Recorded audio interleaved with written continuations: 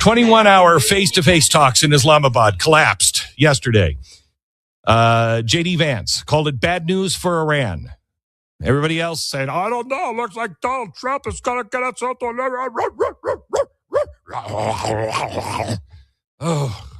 It's like, honestly, it's like the internet has rabies. Stop it. Stop it. Remember last week, everybody was saying, oh, Donald Trump, he's just whipping out. He's going to give in to all of it. He's going to be a whip, and we did this all for nothing. Did you see why Iran walked away?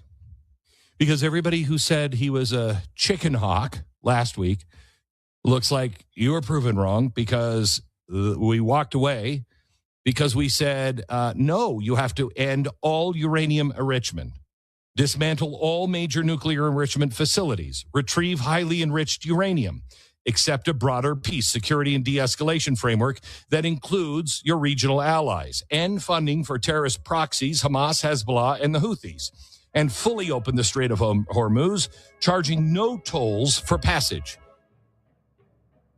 Want to get it off your chest? You're in the right place. They accuse this show of being run by boobs. Well, let me tell you about us boobs. We're real and we're spectacular. Want politics and fun sprinkled with a lot of laughs? Heard in every state in the Union and 1,000 cities around the world. We just finished 17 years of broadcast excellence. Now in our 18th year. The Dave Weinbaum Show is streaming live all over the world.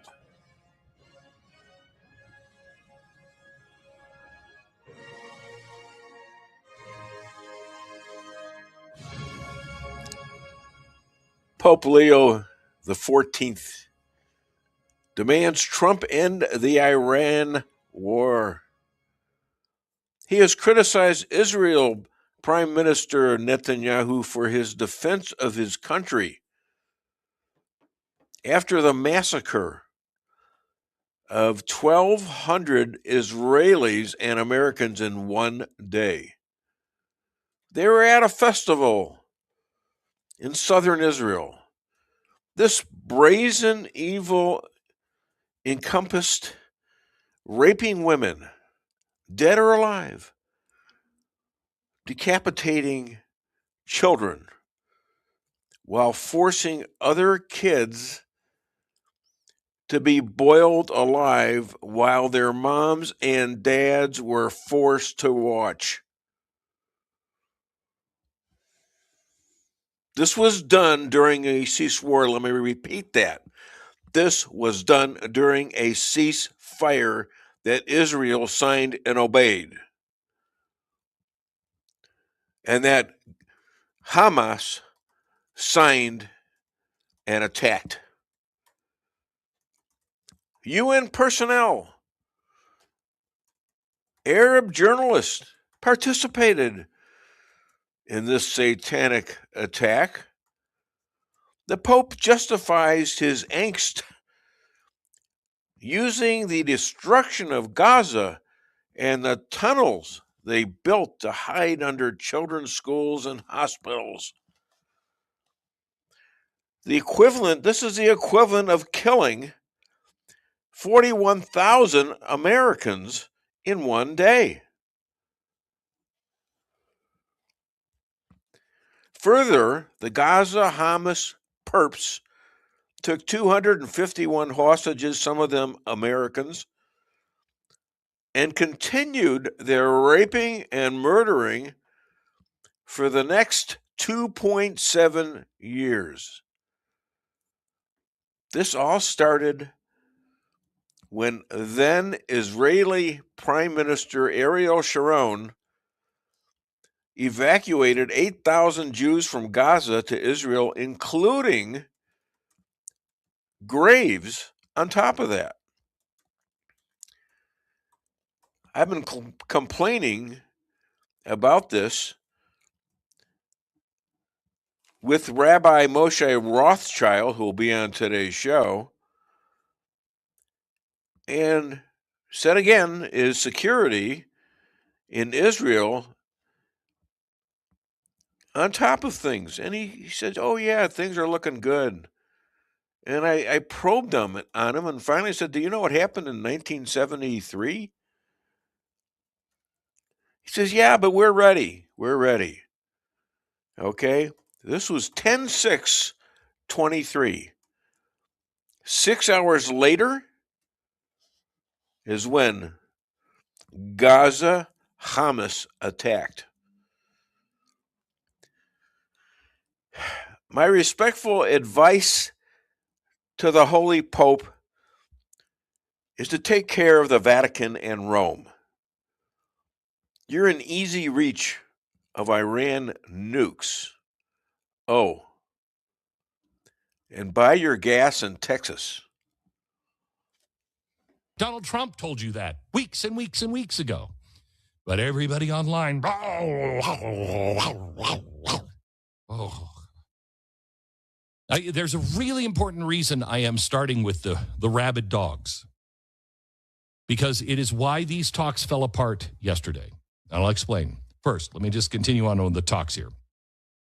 Trump immediately announced the U.S. Navy was going to enforce a full blockade of the Strait of Hormuz. Now, what does that mean? Because I thought we were here to stay. We got to keep the Strait of Hormuz open. Yeah, for the love of Pete. Think, people, think. He's meaning he is going to make sure that it is open, but if you get any oil from Iran, you're not moving. If you are paying a toll to Iran, you're not going anywhere. Okay, we're here. It's the Dave Weinbaum Show. It's August. No, it's April, not August. April 17th, 2026. And we got a great show for you here today. Let me introduce to you my lovely bride. That is Lisa Ann Weinbaum, who was very, very well behaved coming in here and not interrupting with some kind of a noise my monologue. Thank you, darling. I appreciate that. I would never do that. Not intentionally, I don't think, but it's been done. Believe me, you know it. JP Maxwell, the producer. Hi, JP. What's up? Good morning, everybody. And Rick Henderson out there in Salem, Missouri. We, like I said, we got a great show. We got JJ Bradshaw, who's getting all sorts of attention, good and bad. He's raring to go every week, and he's been around for about a good 17 years of the 18 years of this show. Rabbi Moshe, another old timer of the show and a good friend who lives in Israel from New Jersey and Australia and Miami. He finally made it to the Holy Land.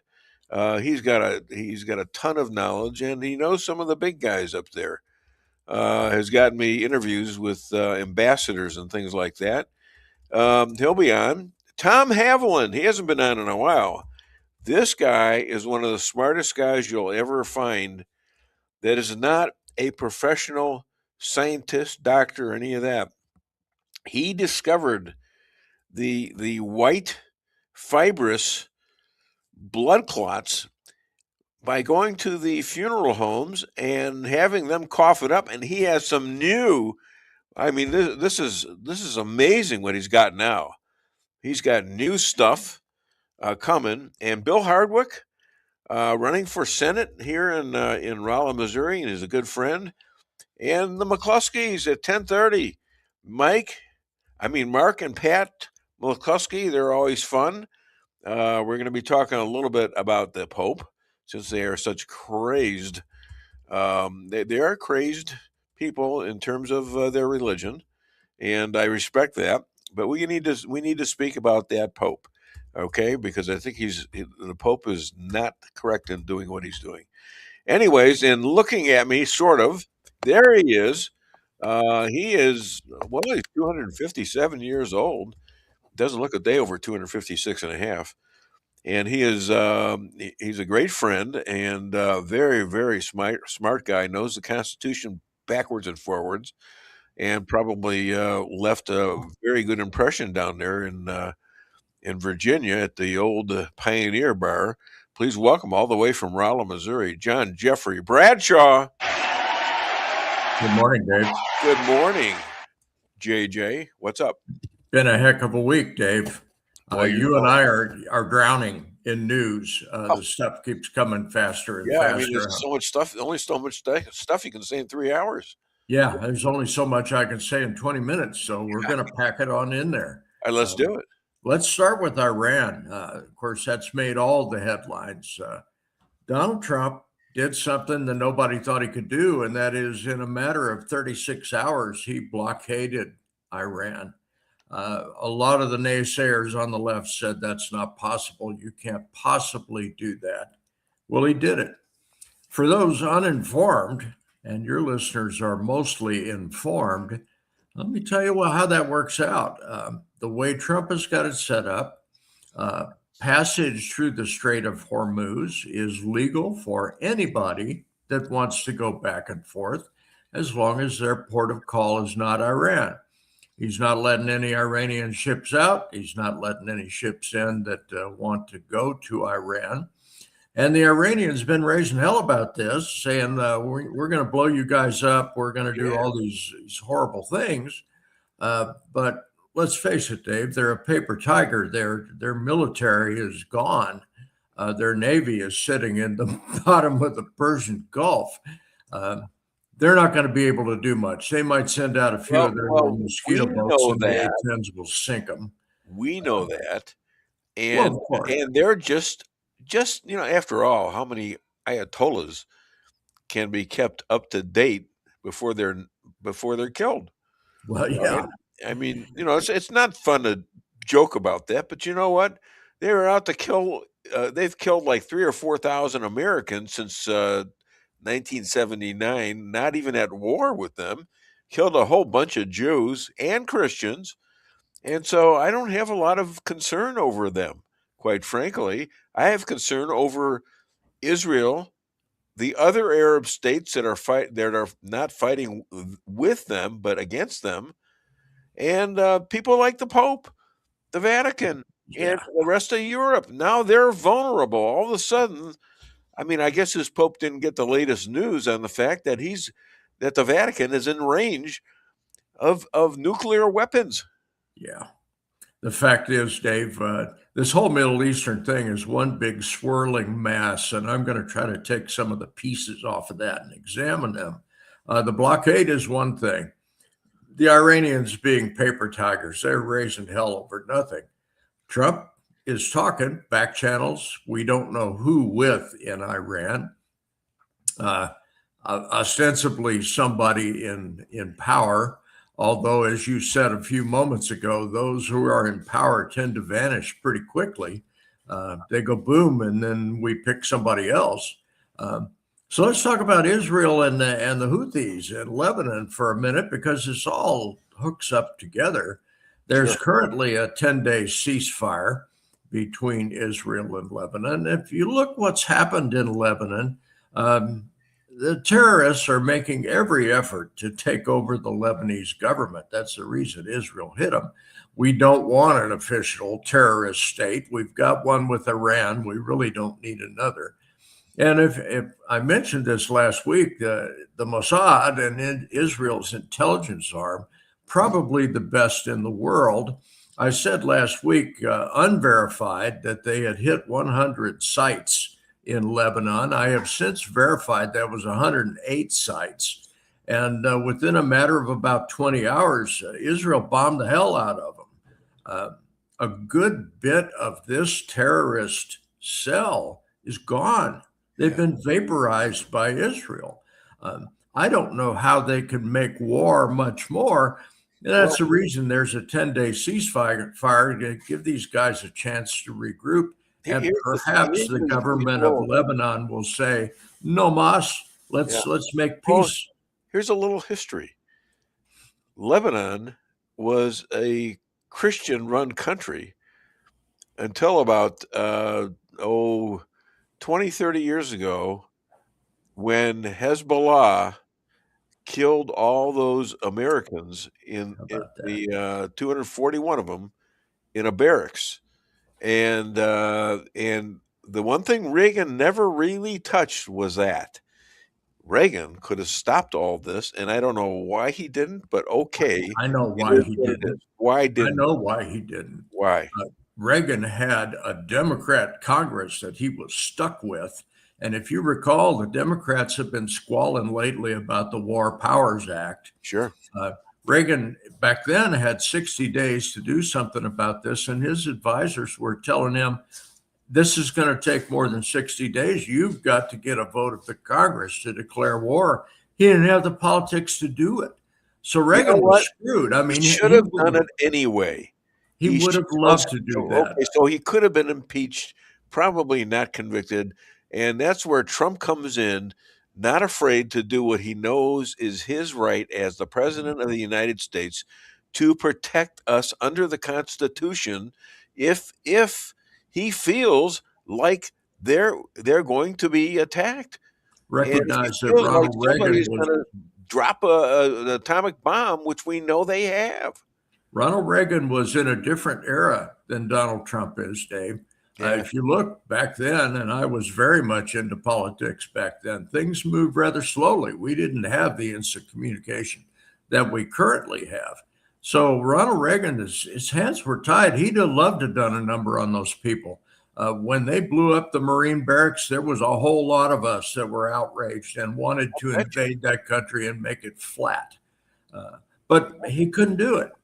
Politically, Ronald Reagan didn't have. I'll agree to disagree with you on that. I don't think he gave the effort needed to uphold the 241 people that were slaughtered who were American soldiers. No, that's where you go to Congress and say, "F you, we're gonna take them out." These guys, and let the rest of the world learn from this, because you take us out, we're coming for you. Well, that's the case now, isn't it? Yeah. But it was not the case then. And I have immense respect for Ronald Reagan. He's one of the best presidents. I do. I agree. Everything else he did, I loved. I love what he did. And he was funny, and he was a good guy. But that's where I think, look what he did with Russia. My God. Recognize the things that he managed to do in spite of a Democrat-controlled Congress. And if you look at the history at that time, the Democrats were very much in control of Congress. Reagan, there was very little that he could do. The fact that he was as successful as he was is an amazement to me. But now let's turn the page and look at Donald Trump. Trump says we're going to take care of business and we'll apologize later. If you want to impeach me, go ahead. You've managed to try it a few times and haven't been very successful at it. I bet you nickel you don't have the votes in the Senate to do it this time. And convict him of 34 felonies. Okay. And he still won. What does that mean? What does that mean to the polls right now? Well, that means they're useless, and he's got better polls, according to what he said last night. He's got better polls than he's ever had. Dave, this is something that I hadn't prepped for, but let me just give you an aside on this. The polling, there was a time when polling was relatively honest. It was done by people who had the best intentions. Now you got to look at who the pollsters are. If you want a left-leaning poll, do a CNN or a Quinnipiac. These are folks that the way they formulate their questions are intended to induce a particular answer. So you got to look at who's doing the polling, and you and I both take polling numbers with a grain of salt because we know a lot of them are BS. If you poll nobody but Democrats, you're going to get a Democrat response. So polling not so good, but I got to say that independent polls, I'd say Trump is doing pretty well. I keep seeing on the network news that the economy is bad and the people hate the war. But the folks that I talk to saying, we're headed in the right direction. Oh. And who the hell are these other people that are criticizing this? They're Democrats. And this is what they have leftists. They don't have to do this, but they're doing it because they have no clue as to how to handle a reasonable fighting existence other than I mean, what they're saying is caca. They're out of their minds. Indeed. Yes, And indeed.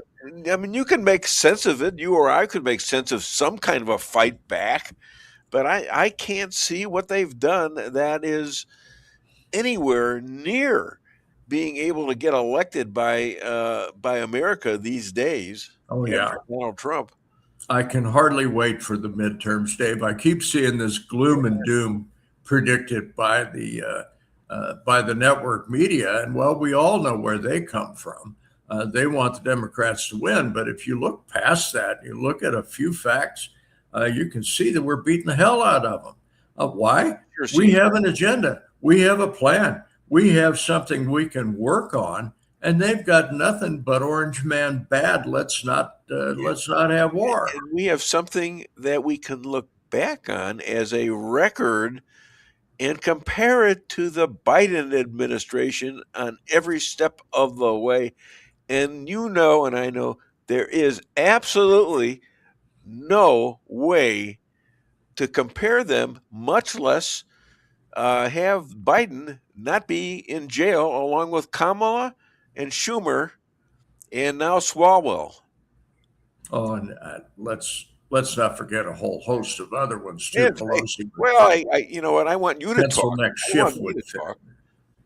Well, Yeah. speaking of the Biden debacle, let's talk Yeah. about the FISA courts for a minute. You know, in 2024, in that debate, Trump was very much anti-FISA. Well, why? Because Trump and a whole bunch of his cronies were investigated under the guise of a FISA court on absolute garbage. Russia, Russia, Russia. Remember that garbage? Sure. Well, now Trump is pro FISA. He wants FISA to be passed and extended through 2027. This is Section 702, the Espionage Act. Well, why? Why would he want that? Well, if you look at the Biden era, you had judges like Boasberg, who's clearly leftist, Marxist, tainted. Well, he's criminal. Guess what? Trump's getting rid of a bunch of those guys. Yeah. He's cleaning that swamp out and putting some judges in there if they ever get their act together through the Senate, who are actual reasonable people. The problem with FISA isn't that it's such a terrible thing. The problem with FISA is that it's been abused largely by the Biden administration, but by Obama before that. You have to have reasonable, honest people as judges and prosecutors. Yeah. And we didn't have that. The Biden administration stuffed that FISA court full of clowns that are Marxist and anti-American. We're getting rid of them. Boasberg's out. I mean, there's been so much negative about him. He's never going to survive. They're still fighting him. I got McCloskeys coming on at the end of the show. And if he doesn't hang up on me, I'll try to get that information out too, because his son is involved in that. Yeah, you forget about the 1-6ers. He represents all 1,583 of them. He reminds me of that every time. Did he ever certify that as a class action? I don't know. I don't know about that. But he may have. But he's probably doing every case individually. Because each case is a little different. The times of when they were put into jail without the Miranda rights being read, or lawyers appointed to them and things like that. Yeah. I mean, they just threw them all in jail. Yes, they did. They threw Ryan Zink in jail too. Yeah, wasn't even in the building. That's right. Yeah, I mean, wasn't in the building. This guy, anyways, I don't know. I don't want to go any further than that, but I'm so glad that he's working on that. It was under Boasberg, by the way. That was Ryan under Boasberg. Yes, I know. Boasberg is one of those judges that needs to be removed, and I think he's sunk. I was reading some stuff the other day. There's so much dirt on this guy. They're pressuring him to resign, and he won't do it. At some point, they will impeach him off the bench. They're just too much wrong. You got to have gone through this. I don't know if you can really realistically do that. You know what I mean? I think, what do you need? 2/3? Well, I think so, but there are other ways to do that as well. Yeah. What you can do, if you happen to be the chief of that court, is assign him nothing but garbage cases, and Well, at some point he quits. I just wonder if he can be criminally indicted.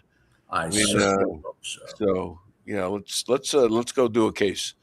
I got a couple of lawyers coming on today, so Good. 3 lawyers. It's a I 3-lawyer day, man.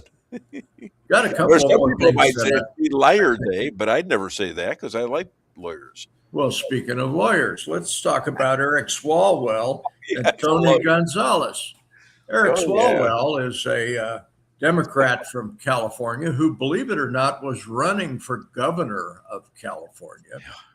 Tony Gonzalez is a Republican from Texas. And what do a Republican and a Democrat have in common? These two are both criminals. Eric Swalwell, when the women started coming out of the woodwork with accusations against him, Swalwell said, "Well, I was a fan of the Me Too movement." Well, you were part of the impetus of the Me Too movement. He said we have to listen to the women. He said that while he was raping women. Yes, guess what? We're listening to the women now, and you have resigned your congressional seat. You have decided that you won't run for governor of California. Well, why is that? Because you don't have a chance in hell of winning it, because every woman worth her salt in California is saying, I'm not going to vote for that clown. No chance in the world. Well, California politics being what it is, when this guy drops out, the second best Democrat is mighty close, polling wise, to the 2 Republicans that are running. But So there's at least a long shot possibility that California could get a Republican governor again. Now, how wild is that? If the guy is a Brit, actually, and I forgot his name for the moment, but he looks like he's reasonably good. Yeah. And they have an opening now. They got a crack open. Let's see if they can, because they still got it fixed. Well, sure. Yeah. Sure. But Dave, this is extraordinarily interesting to me and entertaining because I'm a pretty anti-California guy. They've done everything wrong that they can figure out to do. And now the cards are falling in this little house of cards. When all of this stuff came out with Swalwell, and it really came out in spades this last week, there's enough women there that even if you discount most of their testimony, there's still enough evidence there to prove that this guy is a serial sexual nasty person. Well, good. And the Democrats are saying we didn't know. His best friend in Congress says, well, I kind of knew he was just flirty. Okay, flirty. Mention one of these gals that were on the stand about how he drugged them and raped them and maybe almost killed them. They have been protecting him for a decade. And let's not forget the ever nasty Nancy Pelosi. This guy was under her wing. Yes. Now, tell me, Dave, that Pelosi had no idea that this stuff's going on. Wait a minute. She was the chief hen in the House of Representatives.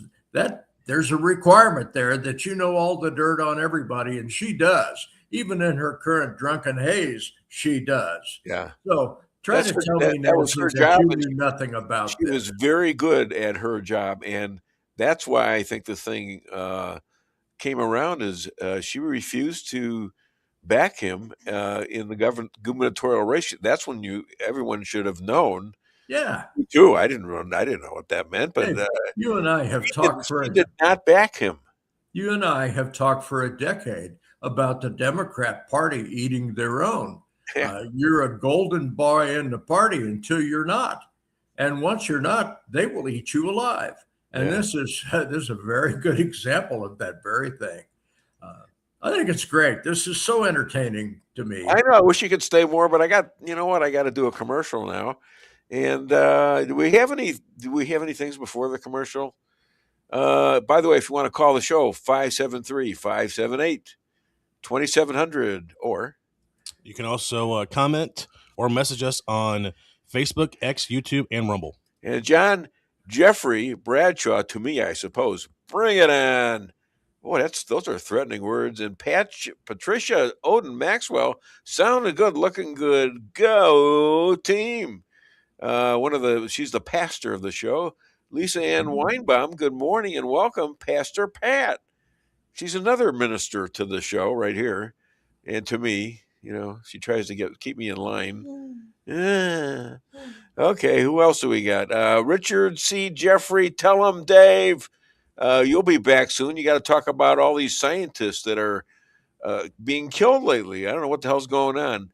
It is no coincidence that the Pope comes from a deep blue socialist state. Yeah. Billionaire Pritzker may have influenced the leftist cardinals when they chose him. Yeah, that's a good point. And that's from a Catholic right there. Roy Maddox, good morning from Oklahoma. That's your buddy, Roy Maddox. Good to see you. Well, we got a lot of people. Lisa Weinbaum, what the hell's going on? What's happening this week? Okay, listen to the show, and you can pipe in every once in a while. No, it's what's happening this week. What's happening? All right, that's what we got. All right, Dave, parting shot here. All right, my friend. I want you to remember that the Rabbi is coming to visit us, and I want Pastor Pat to post all of that. He will be at the City of Light and Life Church, I think 3 o'clock next April Sunday. 26. Yeah. Right. So those of you who have an interest in hearing from a very smart guy, ought to show up for that. I will be there. And you know what? You're a smart guy, too, and we all know that, too. Thank you, my friend. Yes. Just as a public service announcement, for those that may view that as an opportunity to do harm, we are prepared, and that's just we'll just leave it at that. Yes. Yes, we are. Okay, and thank you so much, my friend. Well, you have a great weekend. Hi to Jeannie. And always a pleasure, Dave. Always a pleasure, and we'll see you again next week. Let's hear it for John Jeffrey Bradshaw. You can count on it. Thank you, Dave. Thanks. Good spots. Okay, let's see. Let's try to squeeze the commercials in. Okay, it's tough to do sometimes, but we're going to do it because we want you to buy stuff where these people are. Honey, what are you doing? What does it look like I'm doing? It looks like you're filling up a swimming pool. Yep, I'm filling up a swimming pool. In our living room? How else am I going to watch the game and stay cool?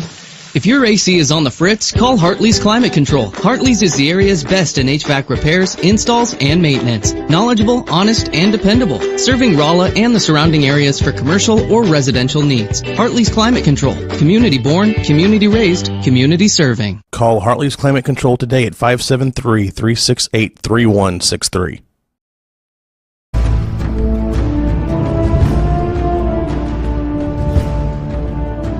Never be too coy to tell your friends and family about Koi Sushi and Hibachi.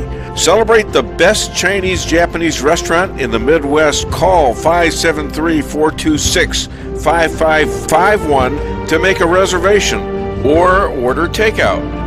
Locally owned, 1808 North Bishop, Rolla, Missouri.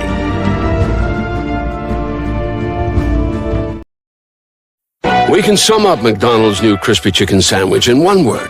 Crispy, but also juicy and tender. Okay, it's crispy, juicy, tender, all one word. But then, also pickle. Oh, and potato bun, which is 2 words.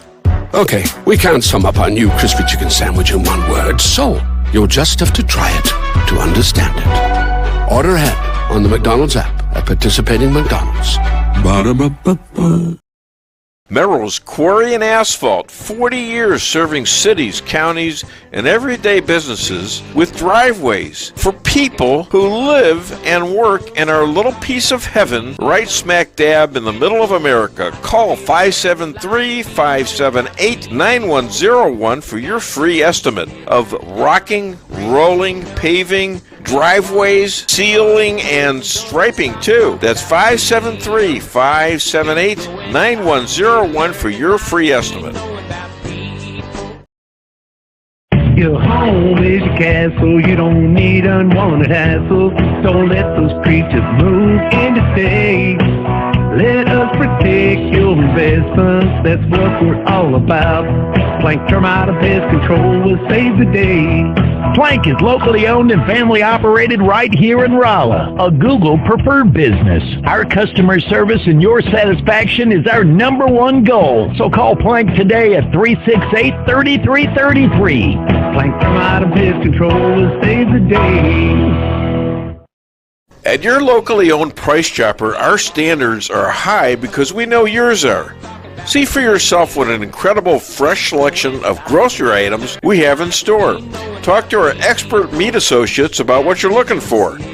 They're happy to meet any special requests like custom cuts, or see our expert produce associates on how to pick out the best fruits and vegetables. Quality in the deli means fresh, full flavor, and always delicious. If you're craving fresh baked goodness, we have that too. You can expect the best selection and the best value while interacting with our friendly and knowledgeable employees. You can find what you're looking for fast and easily at the best prices at Price Chopper. Fresh savings every day.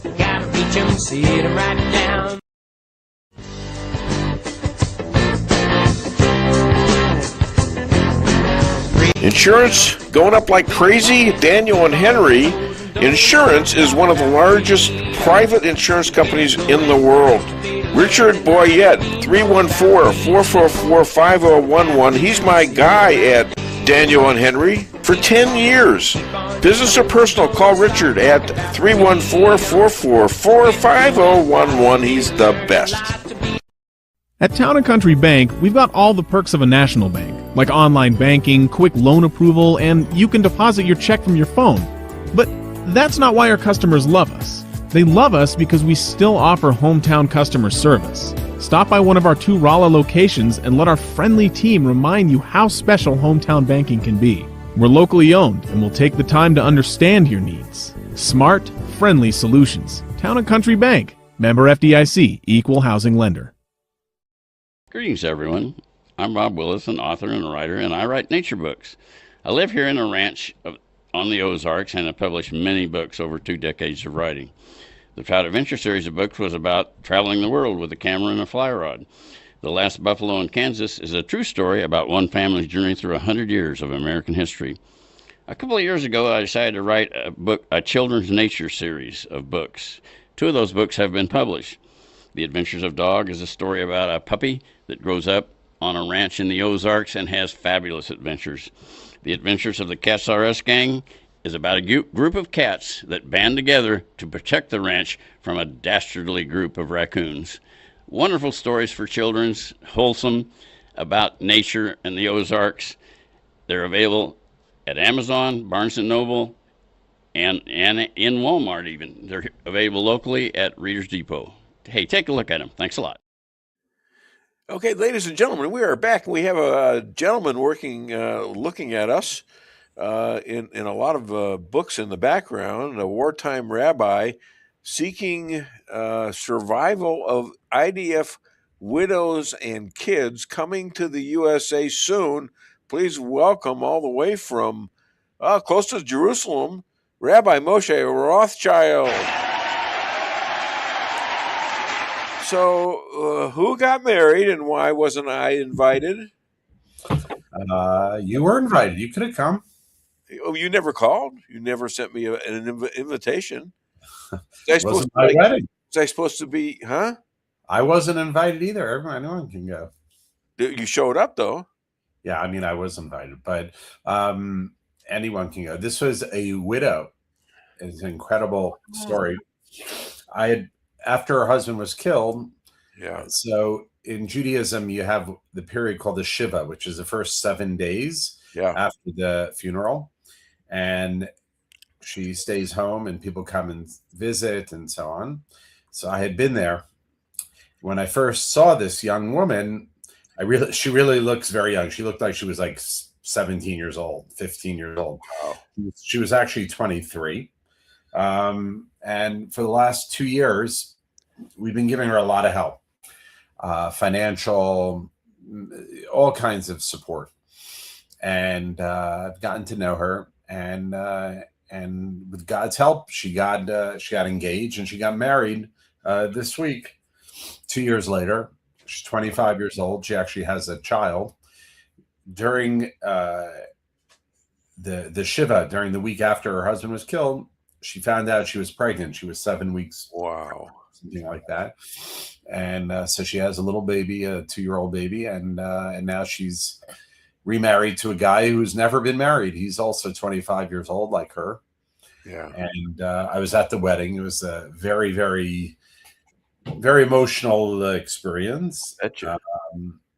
And it was something really special. Well, yeah, we got a similar situation here somewhat, but nothing like that. But still, well, something like that, but it's different circumstances. So eventually you got to go on with life, and the Bible guides you in that, doesn't it? First of all, let me mention your book, Secrets of the Hebrew Bible. Right. This is an important book, especially with what's going on in the world today. I think it's more relevant than ever. Don't you? Yeah, absolutely. Look, we're living in I don't like to use the word unprecedented because everything has a precedent.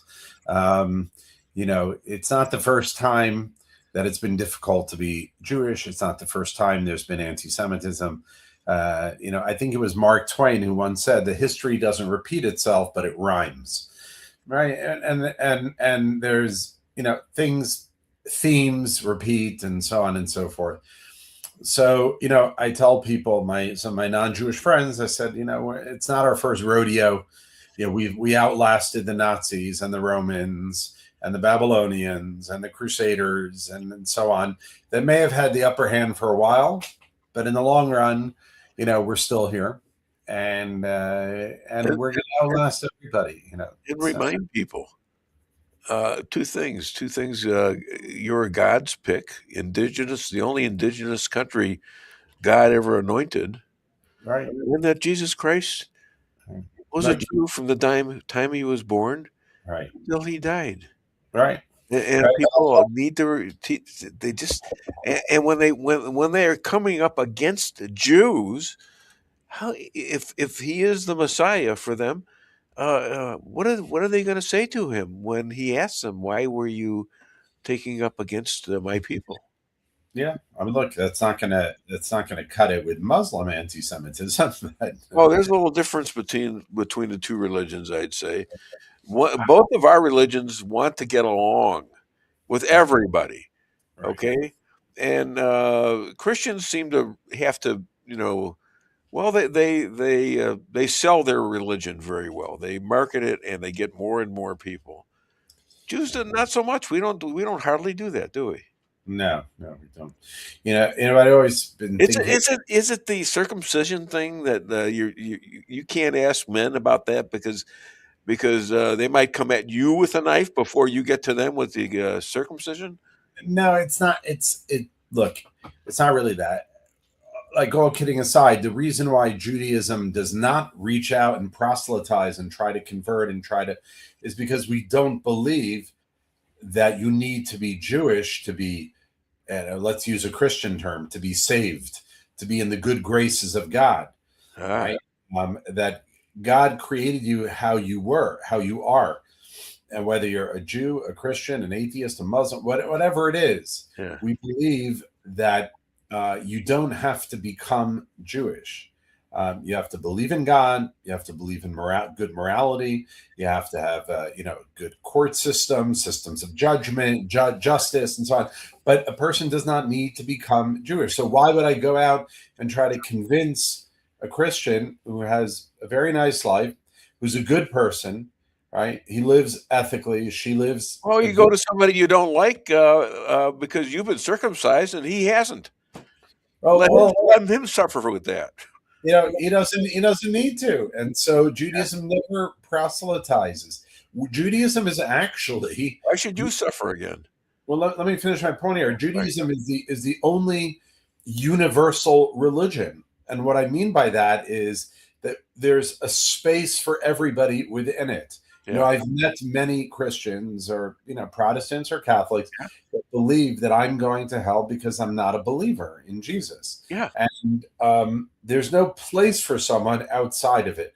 And Islam has the same thing. Judaism doesn't, that's not how we operate. We don't roll like that, and there's a place for everybody.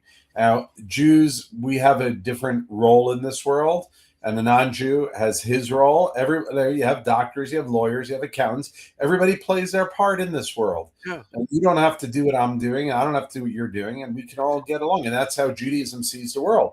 So we never reached out and tried to proselytize people. And God probably just watches all of us and probably measures us from the most sophisticated to the people that are living in Asia or Africa or another country in a poor way, but are good people. They take care of their families. They're good to each other. They protect their families, things like that. Look, speaking as a Jewish person, it's very hard for me to relate to this idea that someone can be a wonderful, good person, do everything, that we expect morally, ethically, and yet if they don't believe in Jesus, that someone would say that they're going to hell. Exactly. And that's been said so many times. Right. I've had that conversation many times. And that's a theological argument or discussion that's very difficult for me. Now, it's a threat for everyone else. Suddenly now he knows my address and I said I can't do that. And we're looked down upon and just that, So it's always uncomfortable. Look, it is, but I'm also as long as someone lives and lets live, and it doesn't try to force and can cajole and use very sinister means, like you'll have here in Israel. They've discovered some in the ultra Orthodox community. Then you have a Christian who dresses like he's an ultra Orthodox Jew in very underhanded ways, is trying to convert people. And they've uncovered that. I think we can all live together. We can get along, and without anti-Semitism is often rooted, in my opinion, shifting the gears a little bit, is that losers in this world are always jealous of the winners. That's generally how it works. It was true in first grade, it's true in college, and it's true in every dimension of life. And Jewish people have been very successful. And so instead of embracing that for some people, instead of saying, how can I partner with Jewish people? How can I learn from them? How can we work together? How can, they just try to tear down because it's a lot easier. And that's what I mean when I say losers are always jealous of winners. And so what the losers do, right? And you look at the Muslims surrounding Israel, 57 Muslim countries, and one after the other are failures, except for maybe the UAE. And they all have terrible economies, they have oppressive regimes. They're literally killing their own people. Yeah. There's no democracies. They have terrible lives. They look at Israel and they're jealous. And that's what I'm telling you. That's what I've come to conclude. They may not realize it. The losers are jealous of the winners, and if they're just going to keep going and trying to fight us and with terrorism, it's never going to be nothing's ever going to happen. Enemies are not fun to have. Really, no, I'd rather have friends. With the resources, okay, you don't like me, I don't like you. Let's with get the resources, with the natural resources that you have in the Arab countries in the Middle East, and with the Jewish acumen, brains, the Jewish business acumen, and so on. The Middle East could be the richest region in the entire world. You're right. And if Israel would partner and would live at peace with the neighbors, everyone would do well here. But they just don't get that. They want everything. Even Iran. Well, if Trump is a magician, okay, him and Netanyahu are doing so much for the world in general, and so much for Israel, quite frankly, because obviously every idiot out there is somehow linking Bibi Netanyahu to this, to that, to this undercover. It must be the Jew. It must be Bibi Netanyahu. Well, I think Trump has helped the Jewish reputation all over the world, and people are thinking twice before they're going to attack Israel. I'll tell you that much. Look, it's 100% true, but like the lazy anti-Semite says, "Oh, Netanyahu's controlling Trump," Yeah. Because they're just lazy. They don't want to understand the relationship between Israel. They don't want to understand what the United States gets out of this relationship. They don't want to look. 0.2% of the whole world's population is driving you all. Oh my God, are we good? You honestly think we're controlling the world? It took 2,000 years for us to get a state, and the state we got is not what we wanted. We have a tiny little state with no natural resources. Somehow we're controlling the world, and that's what we got. I mean, seriously, it's like it is the dumbest, absolute dumbest and laziest way of thinking, and it's just easy. So it's easy to be an anti-Semite. It's very easy. If you go too far, you're going to face problems. And there's nothing new under the sun. Everything I'm hearing is just old, repeated lies packaged in a new way. That's all it is. There's nothing new. Right. There's nothing clever about it. It's just a bunch of morons. So who's next for the Abraham Accords? Is that going to be Lebanon or Iran? Well, or SA? I'm waiting for Saudi Arabia. That's a biggie. That's a massive. Yeah, that would be something. Saudi Arabia. If you go down to the southern tip of Eilat, to the port of Israel, the port of Eilat, you literally can see Saudi Arabia. That's how it's close. You want to be the ambassador then to Saudi Arabia, but it's a small beach, isn't it? Yeah. Well, small beach. Eilat is Saudi Arabia is massive. They have a huge coastline. Okay. But the Saudi Arabia could be next. Who knows what's going to happen with Lebanon? If the talks between Israel and Lebanon actually go somewhere, and we manage to get rid of Hezbollah and disarm them, maybe we can have. I think that's really a good thing. They have a sizable Christian, a lot of Christians in Lebanon. And they're not crazy about the Muslims taking over as they have for the last 30 or 40 years. They aren't. And if they have a Christian in charge there. Yeah. If the country of Lebanon would, again, partner with Israel or allow Israel to work with them closely, work together to get rid of Hezbollah, we could do a lot. And that country could thrive. But again, it's going to be their choice. Well, it was kind of known as the party country of the Middle East. Yeah, the Riviera of the Middle East, something like that. Lebanon. It's their choice. They're going to have to decide what they want to do. Yeah, well, where the pressure is going to come from. That's for sure. Yeah, it's going to come, and it shouldn't come from the Pope, for goodness sakes. I mean, the man made Christians. It should have made Christians really nervous about what's coming, because that was not a good move. That was not a move of somebody. He should have listened to his brother. His brother, the Pope's brother, is a Cubs fan, not a White Sox fan.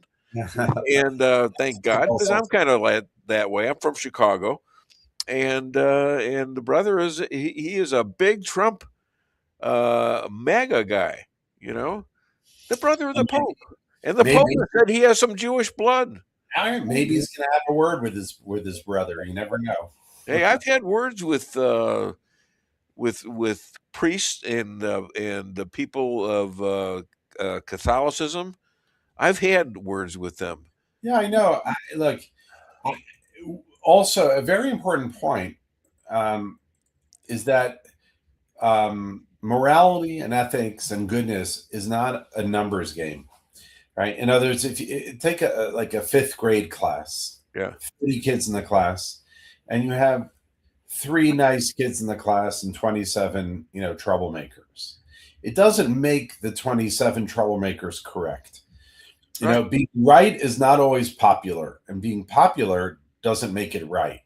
And you know, when I get messages again from people saying, "Well, there's a billion, you know, Christians, or there's a billion Muslims," you know. Yeah. So if the guy writes to me as a Christian, I say to him, "What are you talking about? There's a billion Muslims. Why don't you become a Muslim?" You know, Yeah, exactly. It's not a numbers game. Well, and it's also about bullying people. See, that's where I come in, and I say, you know, I'm being bullied here because I'm one person and there's 5 or 6 here, and I use that as my sort of like energy going into playing football. I hated the big guys. I hated them. I couldn't wait to hit a big guy and knock him down, even. You know, I mean, and I was known for that. And I've been in more fights than you could count. Some of which I lost. Almost lost my life street fighting. So you know, I get that. And I think, you know, going back over our relationship, we know now that God doesn't want us to hide from controversy, doesn't want us to hide from inevitable war. He wants us to win. He wants us to stop the war that the other side started, doesn't he? Yeah. Look, war is a tool that gets a person to peace. It's very clear from the Bible, and so fighting evil, right? You know, sometimes is necessary. Well, Jesus had he recommended that you have a weapon if it got too serious. He wanted to sit down and talk it out. I don't have a problem with that. But, but some people are saying after getting attacked with 1,200 or 1,300 on one day, they want to just stop action right there, and then stop with Iran, who's threatened everybody.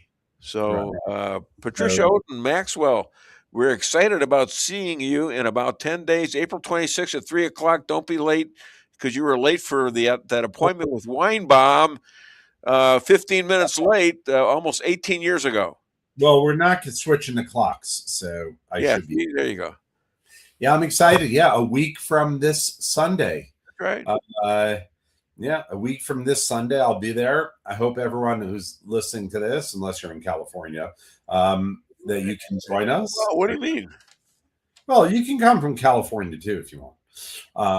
Adam Sandler has honored Israel now. I feel like heavy weight is taken off of me, because I always wonder where is he? You know, I always liked the guy and all that. Finally, he's done some kind of a did he really to Israel? Or was it just AI? Like sometimes I see these pictures. Who knows these days? You know, I like to think positive. You know, I like AI. I argue with it. Great. I mean, it comes out with the wrong stuff a lot of times. It does. It's I tell them, based on my history, why they're wrong, and then they sort of weasel back. They're weasels. Okay. Yeah. By the way, Dave, matzo sent you. You ate it? Was it good? What's that? Matzah I sent you. Yeah. The what? The matzah, right? The matzah. I said, was it good? It was great. We had it and we fed it to a bunch of people. Yeah, it went pretty good. Yeah. Nice. We had we had people that were at the funeral home for Jason. That's Jason was the husband of my daughter Emma, my granddaughter Emma, and so that was a big tragedy. Boy, that was tough. And there are a bunch of, by the way, we're combined. We're combined. We're Christian. We're Jewish. Some are opt to be Jewish. Some opt to be Christian, and they're good people. Okay, they're none of this. I've not had one of them tell me that I ought to convert, except for one of my kids, and I won't say who that is. But I said I'm not doing that. You know that, and so. So they're not all over us because we're Jews. They're good people. They're just lovers of Jesus, and I think Jesus, if he was the Messiah, I'd like to go talk to him when I die. So you let everyone eat your matzah. Yes. Well, I ate it too. Okay. I had a toothache too, and I ate it. Toothache? Yeah. I had a toothache. He has issues. I got rid of it. I pulled my teeth out. No, I didn't. My wife took her fist down. Boom! It was fine then, you know. Doesn't your wife ever cure you like that? That never happened. Yeah, it never happened. Ah, what the hell? So you got one of those. My wife does it all the time. All right. Okay, so are we running out of time? I'm running out of time. I don't know about you. Are you okay? I said I'm running out of time. I don't know how you. All right. Other than Dave Weinbaum Show, where can people find you and buy your book, which is Secrets of the Hebrew Bible? Highly recommended. Yes, absolutely. secretsofthebible.org. Or you can come to next Sunday, a week from Sunday, and we'll have them there, hopefully available. You can go to our website, IsraelAlliance.org, or Facebook.com/Global Israel Alliance. We'd love to hear from you.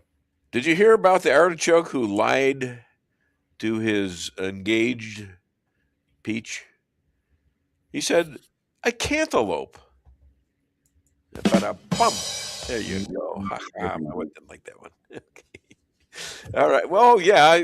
Come on. You can do the other thing. You know, God, what's that? What do you know from funny, you bastard? If a fellow Jew can't insult a fellow Jew, where is humor going to go? It's going to go down the toilet. Okay. Thank you, sir. All right. Take care. Hi to your family. Hi to your family. All right. Thank God everyone's good. Yeah, we're good now. Yeah, you too. You too. All right. Hi to the family. Take care. You Shabbat got shalom. it. Shabbat shalom. Yeah, get off my phone, will you? Jesus. Oh, I'm crude. I don't know what it is. I'm getting older and I'm getting feistier or something. What do you think? I mean, it's just I'm more emphatic about stuff. I'm not as loose. More tied. Maybe it's because the other side's just getting so crazy. We've got to make even more of a stand than we ever have. I think that's a part of it because it pisses me off. I'm pissed off today. We can't get through. It seems like it's always after the fact too. But our videos from last week's show was generating comments up until yesterday, and some of them were very threatening toward some of our guests that we had on last week's show, which I didn't take too kindly to. Yeah. So yeah, I was like, "That's okay." I want to know about all these, and I'll respond to them. But you know what I find funny is, here's the responses. Yeah, they'll say, "You don't know what you're talking about." Just if I could see you in person, but they have no point to come back with. They have no relevant facts to argue or debate the topic. You got to watch yourself. Yeah. Instead, they turn to violence, like trying to intimidate. It's like, no, that's not going to work. Yeah. Well, we're done with that. Yeah. Well, I handle things in my own way. Everybody handles things in their own way. And I try to avoid it when it gets that deep, but I've been known to turn and face the bully many times in my life and find out most of the time they are scared S-less. I mean, they are scared to death. When somebody looks in their eye, and I've done this to a lot of people, when it gets serious and they're looking at a 5'3", 5'4" guy, and they think I'll kick his ass all over the place. They don't understand. That just makes me more likely to fight, to take the first punch, and live with whatever happens. But I don't take that crap. I don't take it in business, and I don't take it personally. There's been the comments I talked about before. There's been past shows that have generated some heat, but it's gotten worse lately. And finally, this one guy made a comment, and it was toward JJ. Yeah, that was a reel from his appearance last week, and it was, you're just a this, and if I could find you, and I said, you know what? Here's the deal. I commented, I said, here's my name. I do not take it lightly that you are threatening somebody that I consider to be a friend. You want to fight? You can come find me because I'll take it. Yeah. I'll bring the fight to you. Like we're done with this intimidation stuff. We're done with this. JJ's defense, I'd send him to JJ because I think JJ could take care of just about anybody. He's an ace shot, and he carries his gun all the time. Yep. Okay, and he's surrounded by veterans who all have guns. They don't shoot at each other; they have shooting contests. All right, not at each other, but they're talented at what they do, and they're ex-military people. What I find funny is everybody talks. They have this jargon about guns and the Second Amendment. Yet, if you go to a gun show, there's never a gunfight at a gun show. Why? Because they respect guns. Yeah. And notice that no criminals come to a gun show looking for a fight. Yeah, that's true. That's for damn sure. All right, listen. Let's do a couple of things here. We had a couple clips I wanted to run. How about the baby Trump platform, and put down a couple of clips now that we didn't do, 3 and 4 after that. Okay. Yep, let me get baby Trump going here. Then we'll do commercials. So this is funny. We haven't used this one in a little while, and I'm going to go and share the screen. So yeah, it's all right. Take your time. I used to play this during meetings as a McDonald's guy in meetings, and I used to play that music when we had a vote. And that would mean that they would have to do it within the end of this song. Da da da da da da. It's actually a good strategy. Da da da da da da da da da da da da da da da. And I'd say, okay, pencils down, send the votes in. And I don't do open votes because people used to get yelled at by the company. Stop singing now. What? He found it. You can stop singing now. I know. I wasn't kind of singing. I was just mouthing the words. All right. But what do you both know from funny? Damn it. Okay, go to the clips and. But Americans are not struggling. This is the worst platform. Who put this stage up here? This is the worst. The freaking place is falling down. I noticed it keeps tilting further left. Like too many other things. But Americans are not struggling. This is the worst platform. Who put this stage up here? This is the worst. The freaking place is falling down. I noticed it keeps tilting further left. Like too many other things.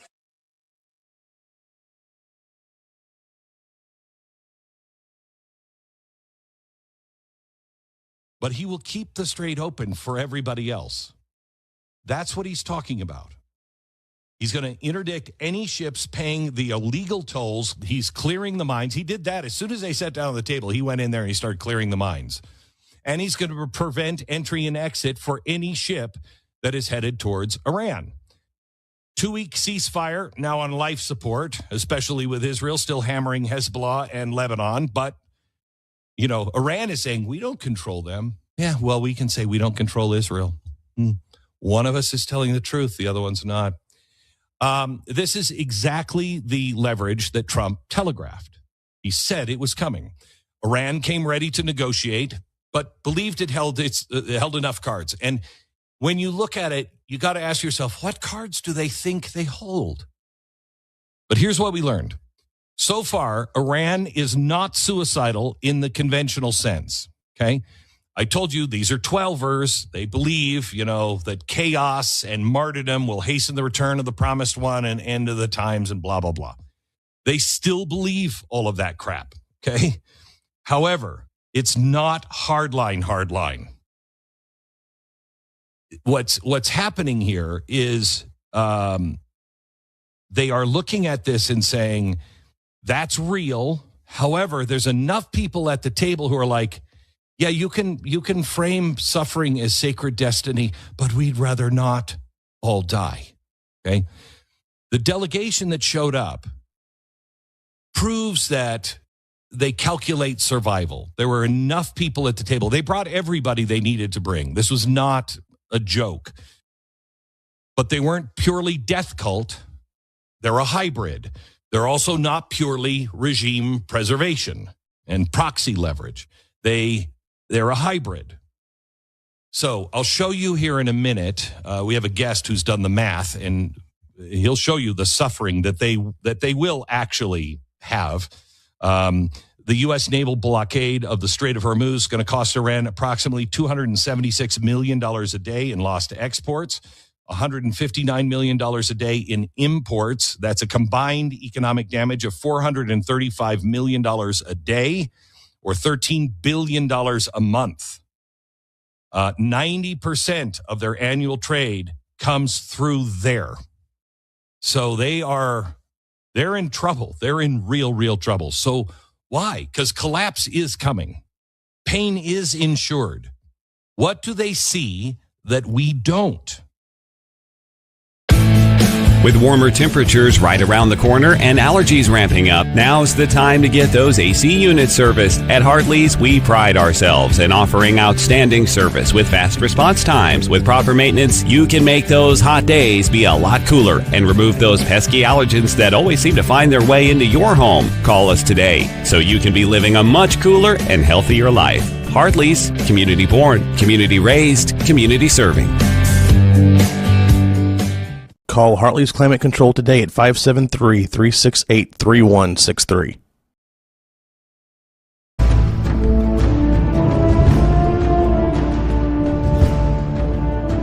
Never be too coy to tell your friends and family about koi sushi and hibachi.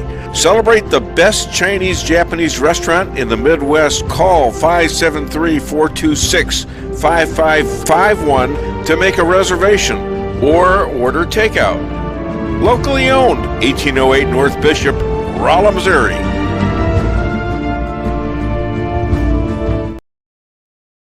We can sum up McDonald's new crispy chicken sandwich in one word. Crispy. But also juicy and tender. Okay, it's crispy, juicy, tender. All one word. But then, also pickle. Oh, and potato bun, which is two words. Okay, we can't sum up our new crispy chicken sandwich in one word, so you'll just have to try it to understand it. Order ahead on the McDonald's app at participating McDonald's. Ba-da-ba-ba-ba. Merrill's Quarry and Asphalt, 40 years serving cities, counties, and everyday businesses with driveways for people who live and work in our little piece of heaven right smack dab in the middle of America. Call 573-578-9101 for your free estimate of rocking, rolling, paving, driveways, sealing, and striping too. That's 573-578-9101 for your free estimate. Your home is your castle. You don't need unwanted hassle. Don't let those creatures move in to stay. Let us protect your investments. That's what we're all about. Plank Termite and Pest Control will save the day. Plank is locally owned and family operated right here in Rolla, a Google preferred business. Our customer service and your satisfaction is our number one goal. So call Plank today at 368-3333. Plank Termite and Pest Control will save the day. Busy schedule? Let your locally owned Price Chopper help you save time with online shopping. It's easy. Sign up to tcmarkets.com or download our mobile app in the App Store or Google Play. Create an account and browse through the categories and choose the items you need. When you place your order, your personal shopper will get all of the items you've selected, taking the same care you would and following your notes. We offer free curbside pickup, so you don't even have to get out of your car. Start your online order today and no online shopping fee for a limited time. Go to tcmarkets.com or download our mobile app to get started. Price Chopper. Fresher savings every day.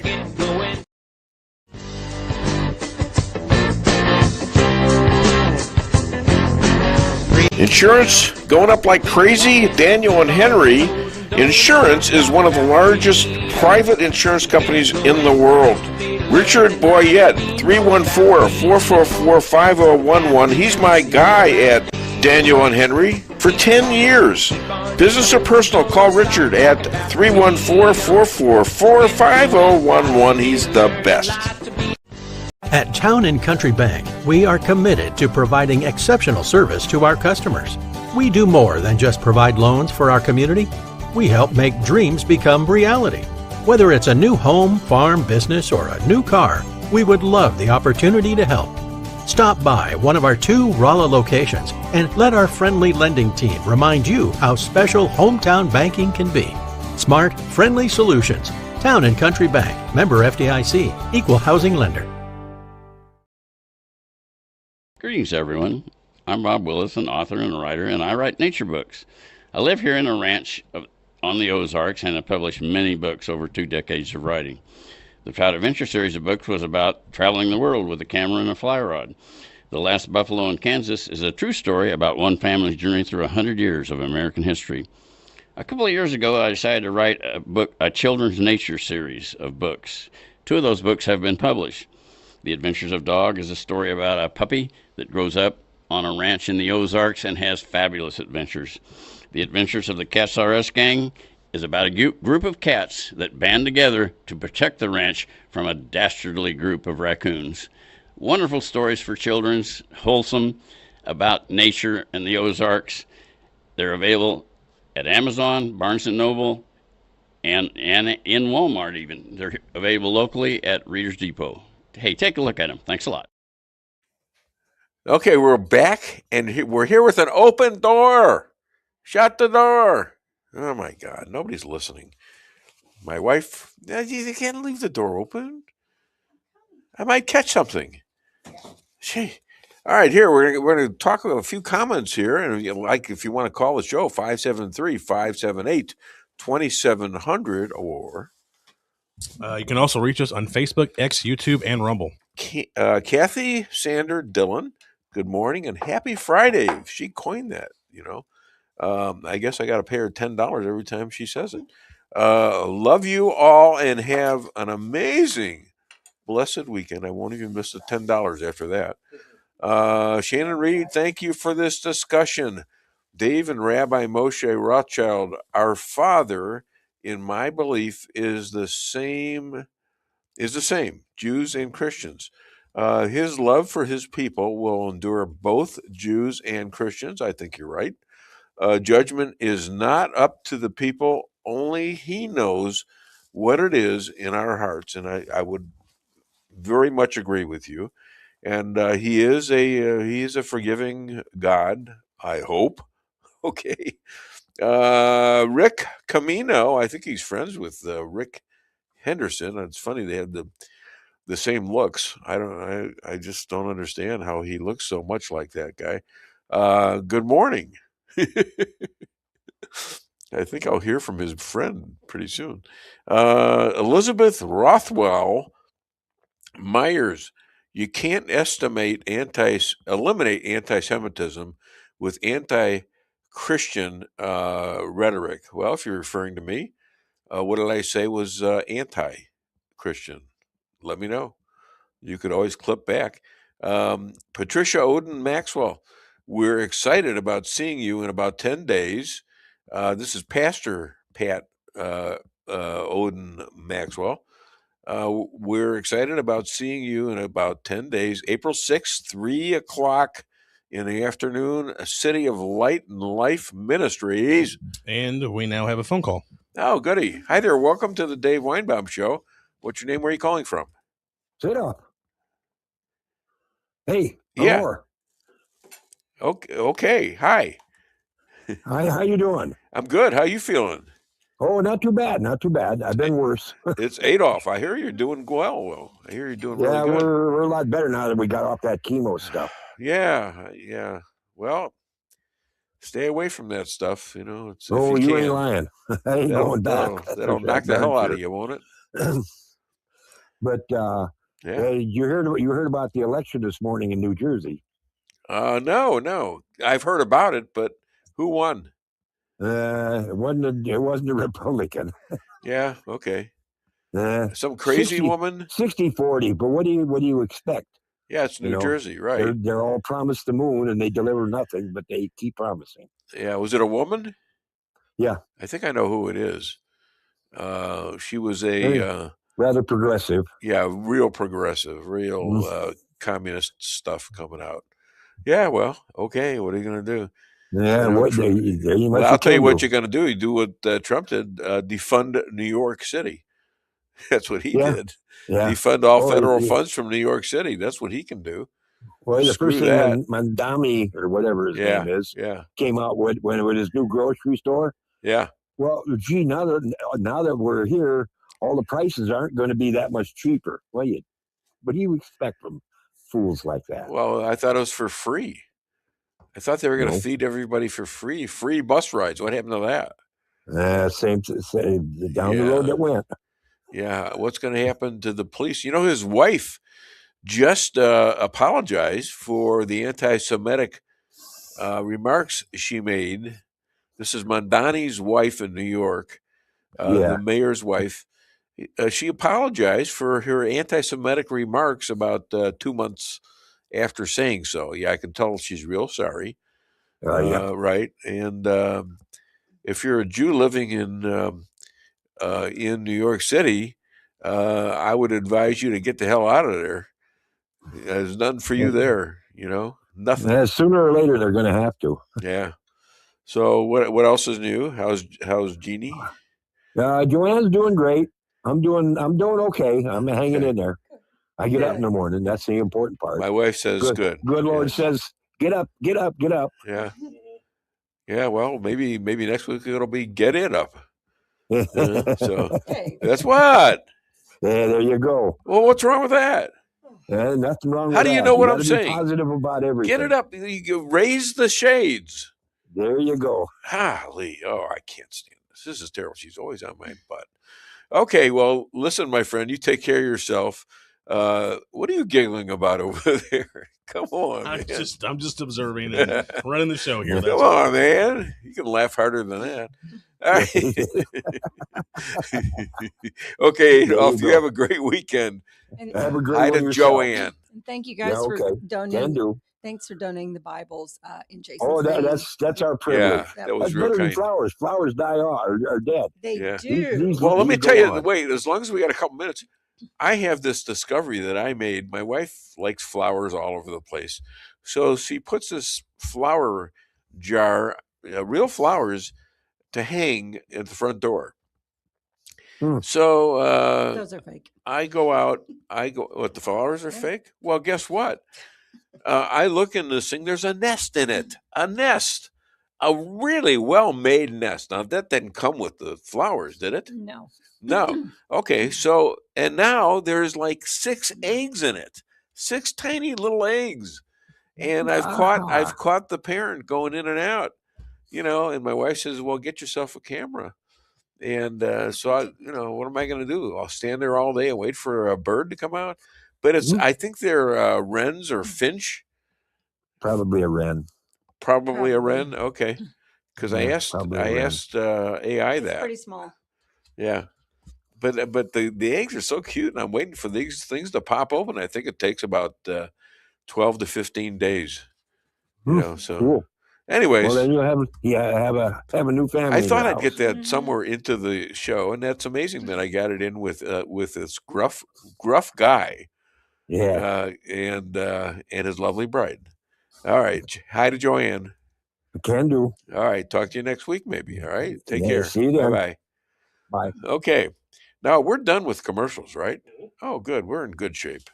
We're really in good shape, and let's play a couple more of these clips. Let me see what I have for. Let's see here. What do we have for? Oh, let's do Fernando Mendoza and Nick Shirley in Greenland. Let's do those. Can we do those? Yep. Let me do my process here. And following that, I want the possums, because we never play that one. We always want to play it because it's fun. It's fun. It's a Democratic Party. It's exactly who they are. So here it's coming. Comes the first one. Okay. Hit it. himself. I'm going to run. Mendoza! Down! Fernando!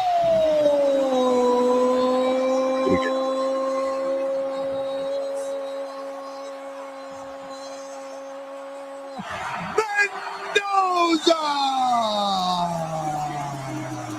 Way outside. Fernando keeps it himself. I'm going to run. Mendoza! Down!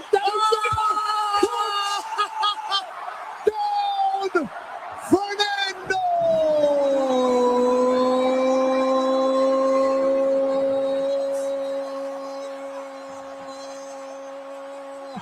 Mendoza! Now, Okay.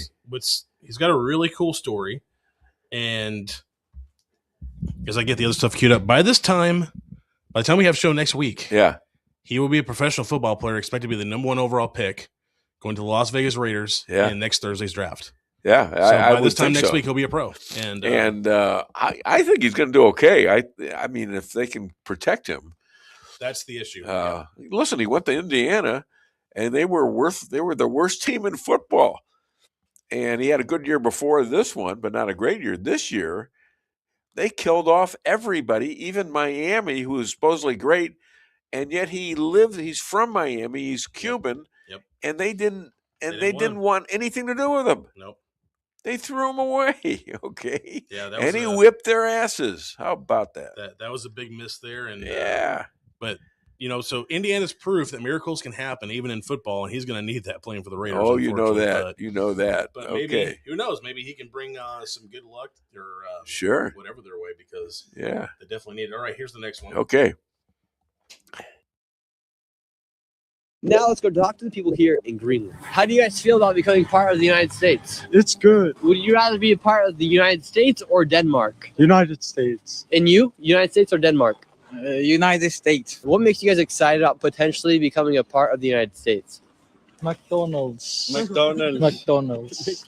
We want fast food. Now let's go talk to the people here in Greenland. How do you guys feel about becoming part of the United States? It's good. Would you rather be a part of the United States or Denmark? United States. And you? United States or Denmark? United States. What makes you guys excited about potentially becoming a part of the United States? McDonald's. We want fast food. I have tears in my eyes. Tears in my eyes. I love us so much, and I want to go recruit there. Now, I do have to say before we play the next clip, so I was listening to, every once in a while I get to listen to the Morning Mayor Show on KTTR. It's been a staple of our community for like 50 years. Kent Bagnall, who's been a morning mayor now for several years, was mentioning how, I think it was back on Tuesday or Wednesday this week, was the anniversary of when the first McDonald's was opened by Ray Kroc. Yep. And so he was talking about that, and then he brought up how McDonald's, when it first came here to Rolla, and how big of a deal it was, mentioned you being the owner, obviously, and mentioned how it was a very successful grand opening. He went and wrote an article about it, and how it's considered to be one of the most successful grand openings in the history of McDonald's. Yeah. And so getting a little extra perk this week, that was kind of cool to hear that. That was cool to hear it. And, I was there as a 20, how old was I when we opened? We were 24, 20. I was 23 years old, I think. And 1975, I'm sorry, December the 10th, 1975 was opening day. And we kicked butt. I mean, nobody wanted the store. They gave it to me because they thought, well, we can send this guy down there and we'll never see him again. So they were burying me because Ray Kroc did not want that. He wanted the store. He was the only guy in the company who wanted the store. And everybody in Jeff City and they were offered the store, and Springfield, Missouri was offered the store. St. Louis was offered the store, and nobody wanted it. And so I came down here by myself as a young guy about, when I was 1973. It's when I first came down here to look at it, and I couldn't believe what I saw. What a great location that is. And nobody saw this but me and Ray Kroc, because it had these highways feeding in and out, and a college in it.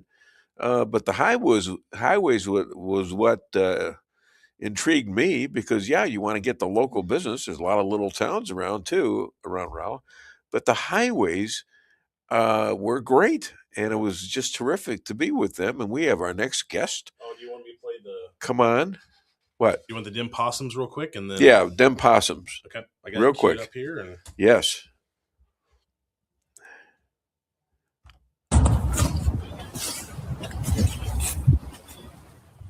Boom! Oh man! Yeah. Oh, every single one.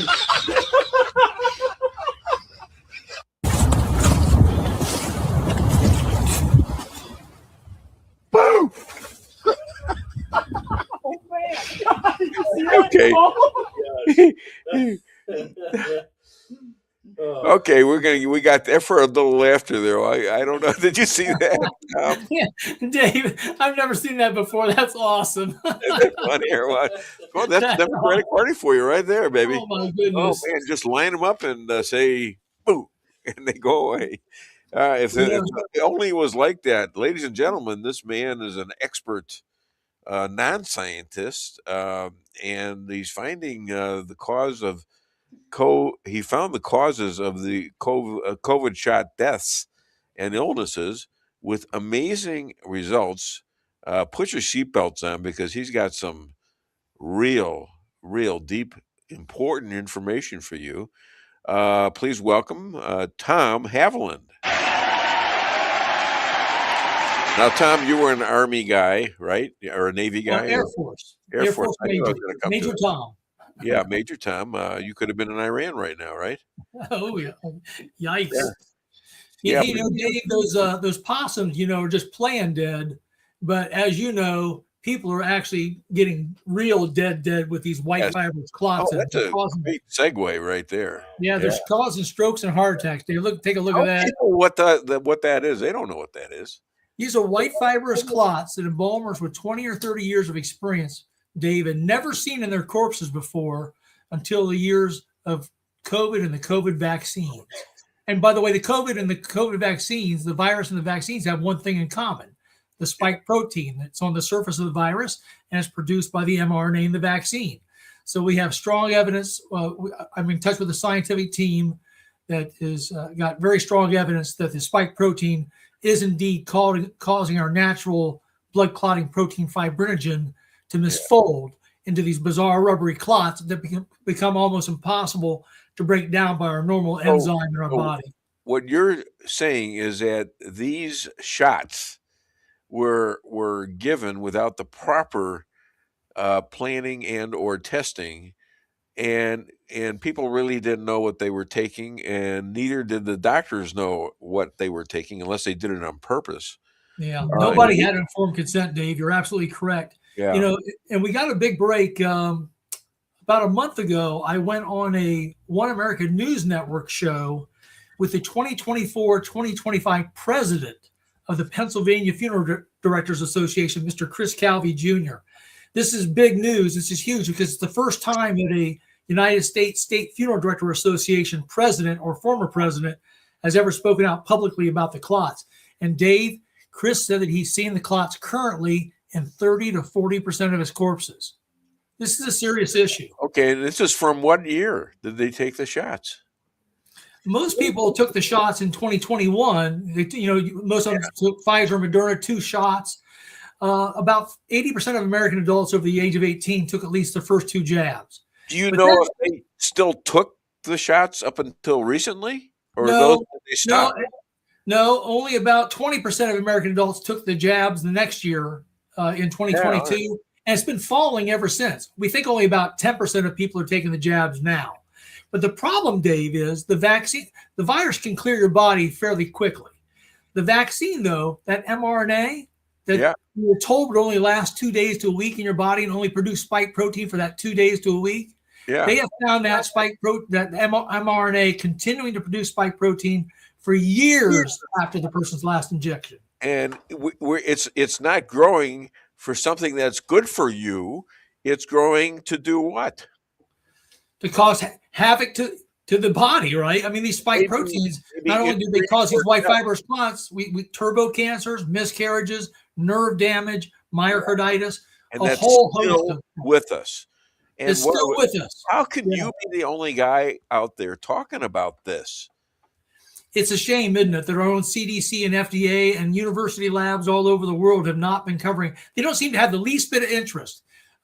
Embalmers like Richard Hirschman, who supplies clots to laboratories that do want to look, and these are just private people that are wanting to look, that he's offered to send them to universities, to the FDA, CDC. They refuse to take them. They don't want to do anything because they know if you don't go looking for a problem, you'll never find the answer, right? And they know what the answer is. They know the answer is these mRNA vaccines are causing these clots. Yeah, but what do you do? Is there a cure? Once these white fibrous clots have formed, there's no way that you can dissolve them. And, I've been in touch with an endovascular specialist and cardiologist from Jacksonville, Florida. His name is Dr. Mahana Basharat, and he works in what's called a cath lab where he removes clots from living people. Yeah. He says, Tom, our best clot-busting drugs like tissue plasminogen activator do not work on these clots. We have to go in and physically remove them with catheters. They either suck them out, scrape them out, or lasso them and pull them out. So the trick is, Dave, is not to not have them form in the first place. You can take supplements like nattokinase, bromelain, curcumin. They seem to help clear the body of the damaging spike protein before it can form, first of all, small microclots that then eventually aggregate and become these gigantic white fibrous clots. So there are a lot of people today then that are living with these clots. And it sounds like it's a ticking time bomb. Well, we don't know. I mean, here's the funny thing. Like I said, in my latest worldwide survey that I ran for 2025, the embalmers worldwide were seeing the clots in 20% of their corpses. That's alarming, right? Yeah. So then you wonder, well, what percentage of the living are walking around with these things forming inside them right now to the point where they'll finally grow large enough that they completely block off a vein or an artery, and that's when you get your stroke or heart attack. I tried running cath lab worker surveys with endovascular specialists and cardiologists and vascular surgeons in both 2024 and 2025, but they refused to take my survey. And that's a shame, too, because unlike the embalmers, these doctors do have access to the COVID vaccination records of all their patients. One of the funny things, like I said, Chris went on that show with me a month ago, and God bless him for doing that, because now, that gives credibility to the embalmers, 6 or 7 embalmers that were in that Died Suddenly movie, that this is a real phenomenon.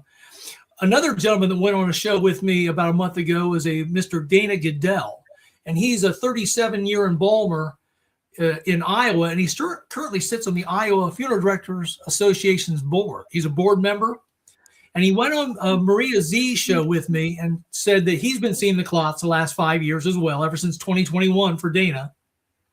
And,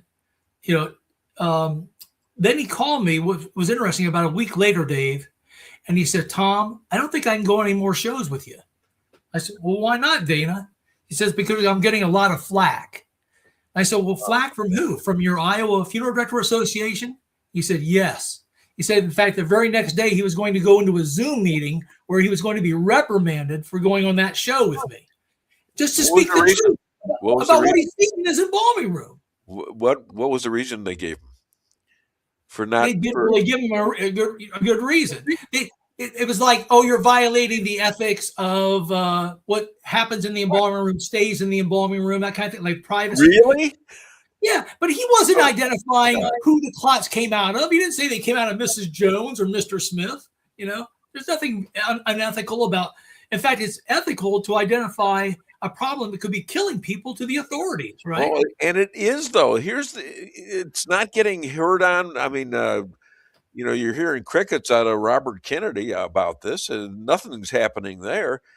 Yeah, he. In fact, yesterday he spoke before the Congress, before a committee, and gave it. And I listened to his first 5 minutes when he gave his opening dialogue, and it was all about food and other things, but not a peep about the COVID vaccines or the childhood vaccine schedule. Wow, that's incredible. So Moderna, explain the the game that Moderna is playing with our lives, splitting batches and such. Yeah, we'll get it. Let's go into that. It's a. I ran across a really great interview that a woman named Julie Threet, THREET, did with Cornelia Rose on her podcast called Flashlights. You can find it on Rumble. And Julie volunteered for a whole year, Dave, at a mass vaccination center for COVID vaccination in Chico, California. And she watched over 43,000 people get jabs while she was there in 2021.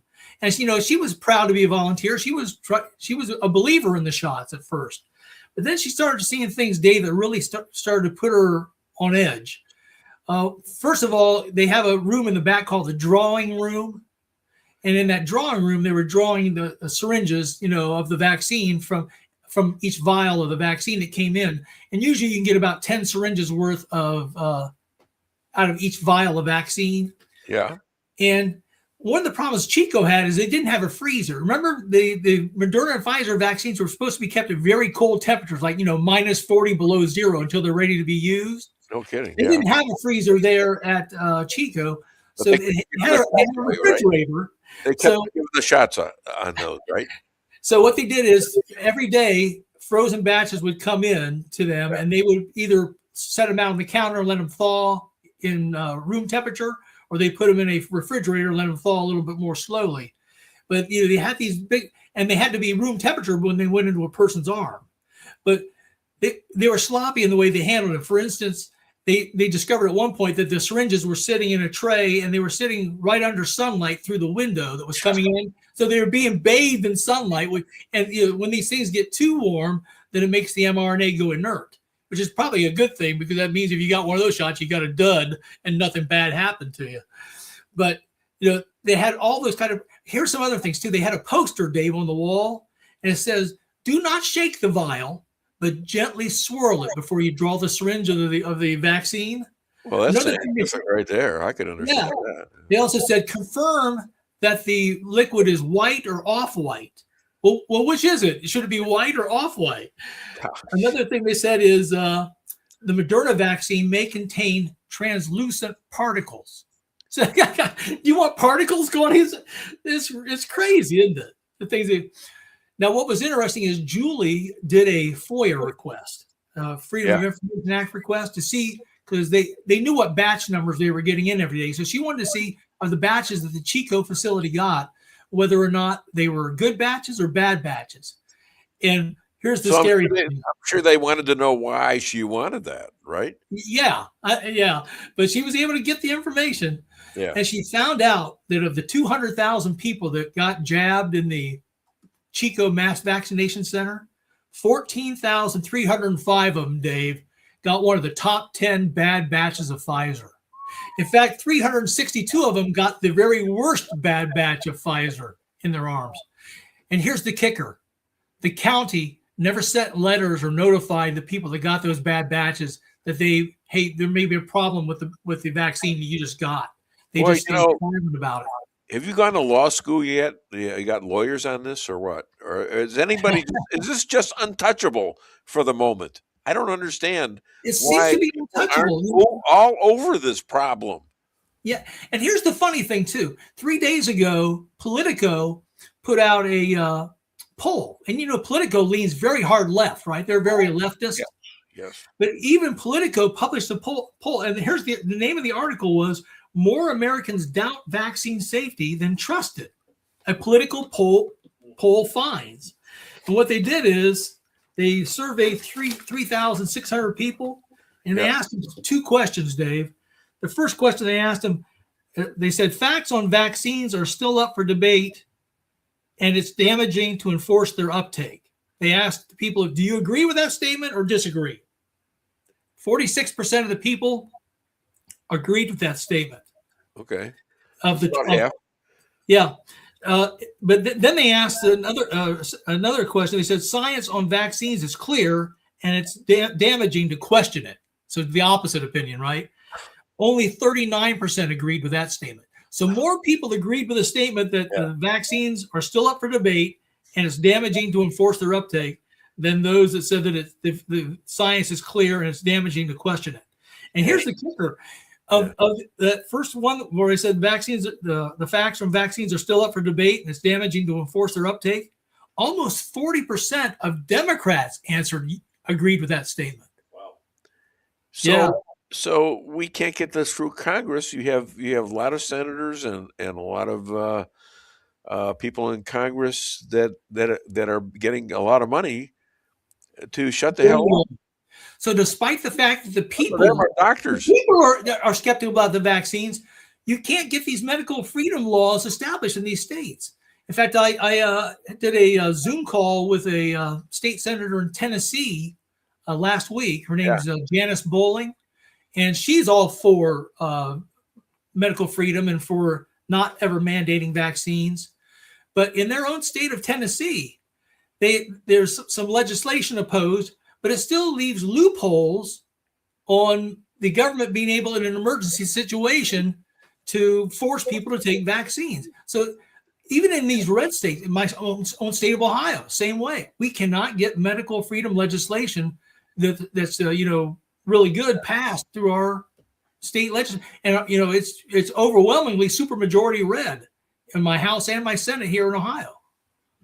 So how do you get a something that's going to hold with some of these people in Congress? And I mean this is a tragedy, and it's an intentional tragedy. When are guys like Fauci gonna get subpoenaed and or charged? I mean this is mass murder. If it was intentional, if it was, it's horrible either way. But some of us think that maybe there's some people out there that were backing this stuff for nefarious reasons. You're absolutely right, Dave. At this point, we may have to just give up on our politicians to do anything about this. So the only last line of defense is you, the citizen, right? Get educated about this and be able to say no. And it may be difficult, last time it was very difficult because they mandated the jabs and then they fired people from their jobs for not taking them. They kicked kids out of college if they didn't take the jabs. So then they could rerun that playbook again, and you'll have to make a decision. Do I want to lose my job but keep my health, or do I want to risk losing my health? Remember, I only have one body. I can get another job. I can't get another body. I only have one of those.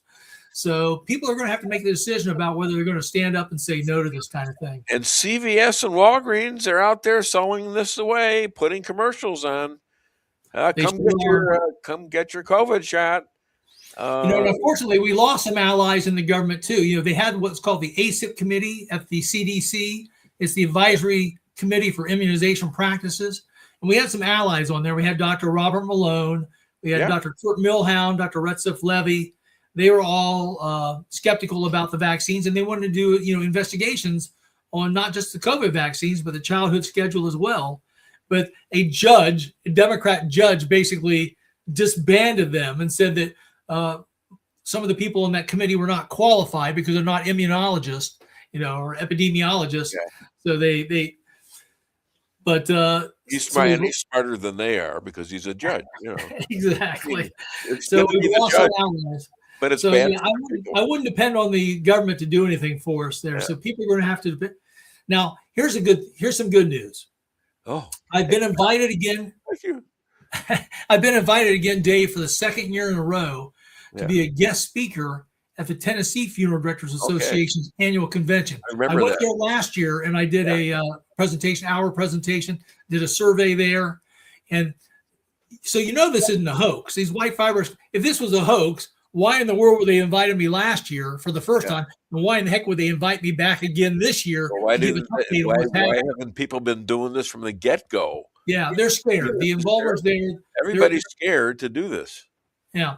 So I'll be going back this year, and I'll be running another survey again this year, just like I did last year. And this is good because these Tennessee embalmers are kind of our canaries in the coal mine. They'll give us the first look at what they were seeing through the first 5 months or so of 2026. My producer had something to say here. So in regard to the question, was this intentional or not? Don't forget that Bill Gates stood on a stage and talked about how they're concerned about food and how the world's becoming overpopulated, and we need to begin to use vaccines to depopulate.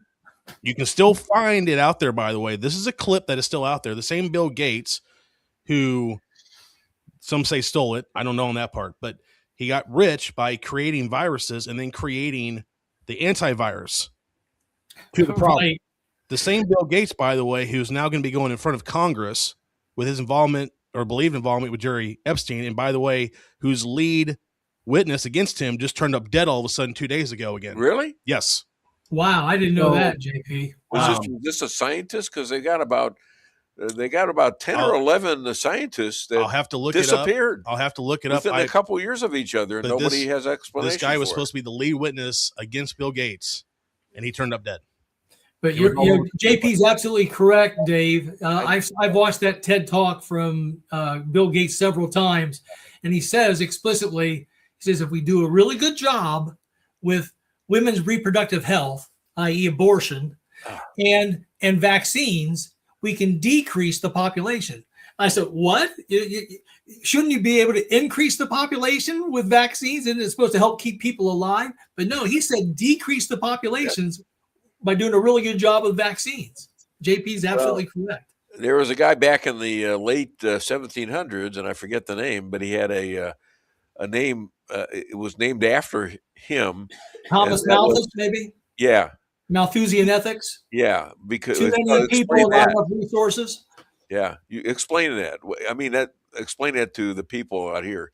Because, Go ahead. Even way back in the 1800s, they were already starting to talk about the population being too great for the amount of resources we had on the earth to take care of those people. Now, Malthus, was incorrect. He didn't realize that we would come up with tremendous farming techniques where one farmer, in a combine could do an entire, field, hundreds of acres by himself and produce food at massive rates. So Malthus was way off. But despite that fact, a lot of these super elites, like JP was talking about, like Bill Gates, Klaus Schwab, and the others, they buy into this Malthusian ethics, and they think that the 8 billion people on the planet we have right now is about 15 times too many. They want to reduce it to 500 million to a billion people. Right. So now I don't know how busy you are, but we got a guy coming on at 10. He's running for state senator, and you might want to ask him if you here in Missouri. He's a good guy. He's a smart guy. He's a lawyer, and he's a good friend of ours. His name is Bill Hardwick. And if you wouldn't mind staying for a while, if you got something important, I think I don't know whether this is an unpopular thing that you're doing. It's a necessary thing that you're doing, but for some reason it's unpopular because people don't want to talk about this. Well, it's weird too, isn't it, Dave? Because you think everybody would want medical freedom, the right to decide for themselves what gets injected in their body or whether they have to wear a mask. That should be a personal decision. If your vaccines work so darn well, why are you worried about whether I take a vaccine or not, right? Because you should be protected if your vaccine's working well. So if I want to kill myself by not taking a vaccine, then I should be allowed to do that. Well, and when they're taking these shots, you'd think there'd be honesty at this point. There's not, I'm sure, because people are still dying. Are they actually reporting it as a death from COVID shots, or are they still hiding that? The embalmers I've talked to and the funeral directors say they never see the word COVID vaccine on a death certificate. They'll see COVID sometimes on a death certificate, and they'll see the symptoms. They'll see thrombosis on there, a clot or a heart attack or stroke. Which is caused by what? Yeah, by the vaccine. Yeah. But it never says that. It only says thrombosis, heart attack, stroke. Yeah. So I just got to follow up with this. So I was looking this up after bringing this topic up. Dr. Francis Boyle, known for his work with biological weapons studies, is reported to have passed at the age of 74 back in January. This is January 30th. He was reportedly he had reportedly planned to testify against Bill Gates and the Pfizer CEO regarding the COVID-19 mRNA vaccines, and he died suddenly before he could testify. They're saying it's just he just passed. It's not linked to anything. He just abruptly died before he could testify. I'm just laying it out there. We need a new movie out. Died suddenly 2. I agree. I mean, people think it's all done. It's no big deal, and it's a bigger deal than ever. It's amazing. We still haven't learned anything. Dave, I have tried the last 4 years. Every time I get one of my surveys done, my worldwide surveys, I immediately send the results to the FDA, CDC, and NIH. But for the last 4 years straight, Dave and JP, crickets. Nothing back from these guys. You got to send it to the White House too, because you got a president. Thank you for the crickets. Yes, I appreciate that. He just cricketed you, and it was probably me. So don't get excited. Oh, the government. He just cricketed. Well, there we go. We're off the air. No, I love some things about Trump and some other things I don't like so much about him. Yeah, I love the fact that he said he never would have mandated the vaccines, like Biden did, which is awesome. But Trump himself has never actually come out and renounced the vaccines. He knows that they're causing a lot of damage. He knows that they're not effective. So, but he still likes that statement. They told me that I saved 100 million people with these vaccines. He is a politician, and he does have priorities. I know my next guest, or 2 guests from now, he's mad at the president. That's McCloskey. And Mark McCloskeys, because he's not doing things for the 1/6ers, and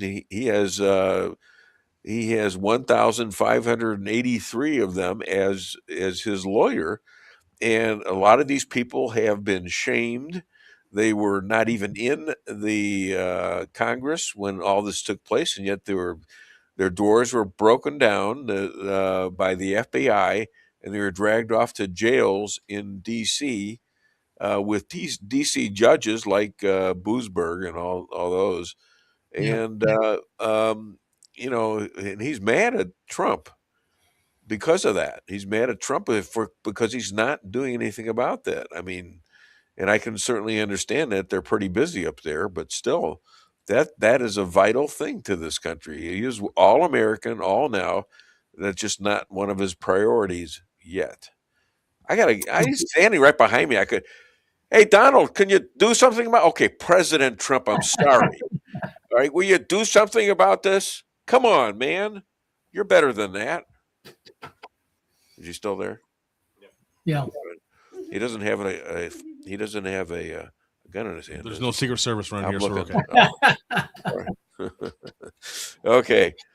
So we're gonna keep you on for Bill. He better not be late. I'm telling you. But okay, there's another thing that's happening in the world of children. Do you know what peptides are? Peptides? Not that familiar with them. I think they are a type of protein. Well, here's something. It's a thing that kids are using in order to look good. But there's other things now, and it's look smacking, and these kids are out there.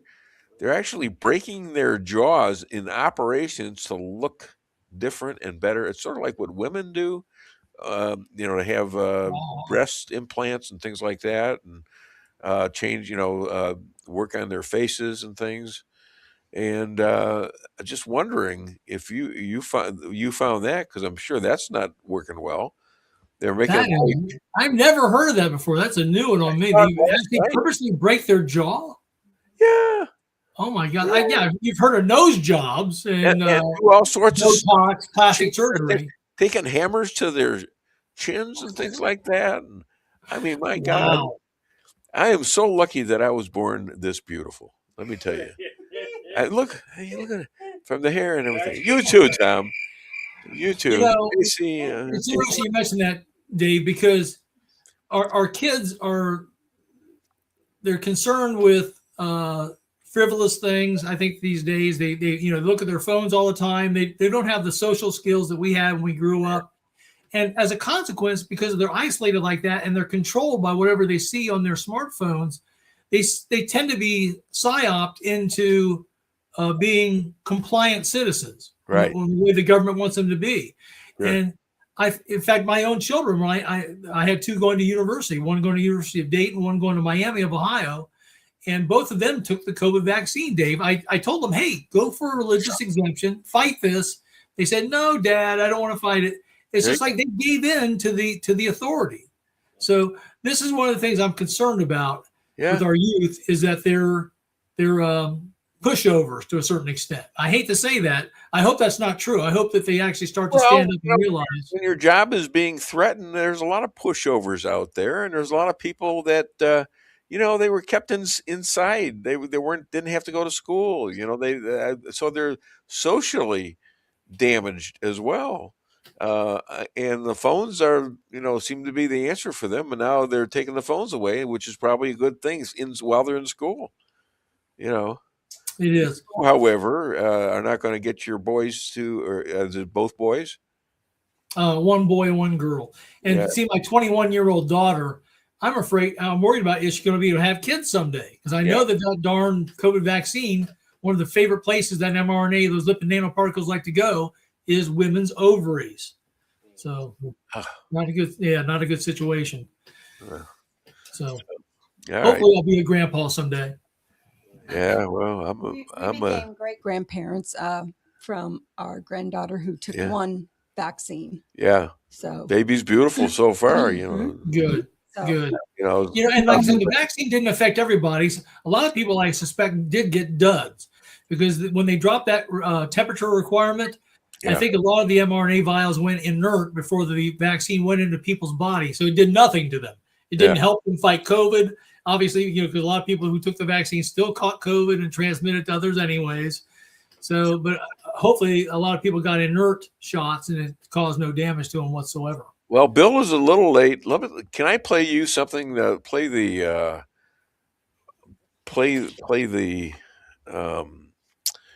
song thing with Martin. Martin, Steve Martin. Oh yeah. Play that. You're gonna enjoy this, and I'm gonna get. I'm gonna call my buddy here, the lawyer and the candidate, and get his butt out here. Can you get him to where he can see it too? Yep. Good. So this is just for you. Don't anybody look at this though, okay? Please. Because it's just for him. We're going to entertain him, for goodness sakes. I'd get you a drink if I could. Got my water. Okay. I'll end up pausing it and resetting it. All right, go ahead. Start playing without the volume. So I remember one night many years ago, Paul called me. It was in the evening, and he said, Steve, I'm so excited. I've just finished a new song, and I just have to tell somebody. And I said, oh, great. What's the title? And he said, 47 Ways to Leave Your Lover. And I said, Paul, what if it were 50?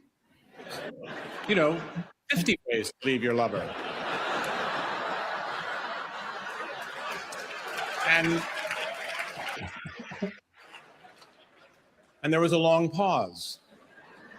And he said, go on.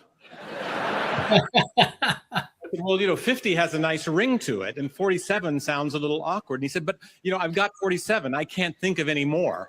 I said, make a new plan, Stan.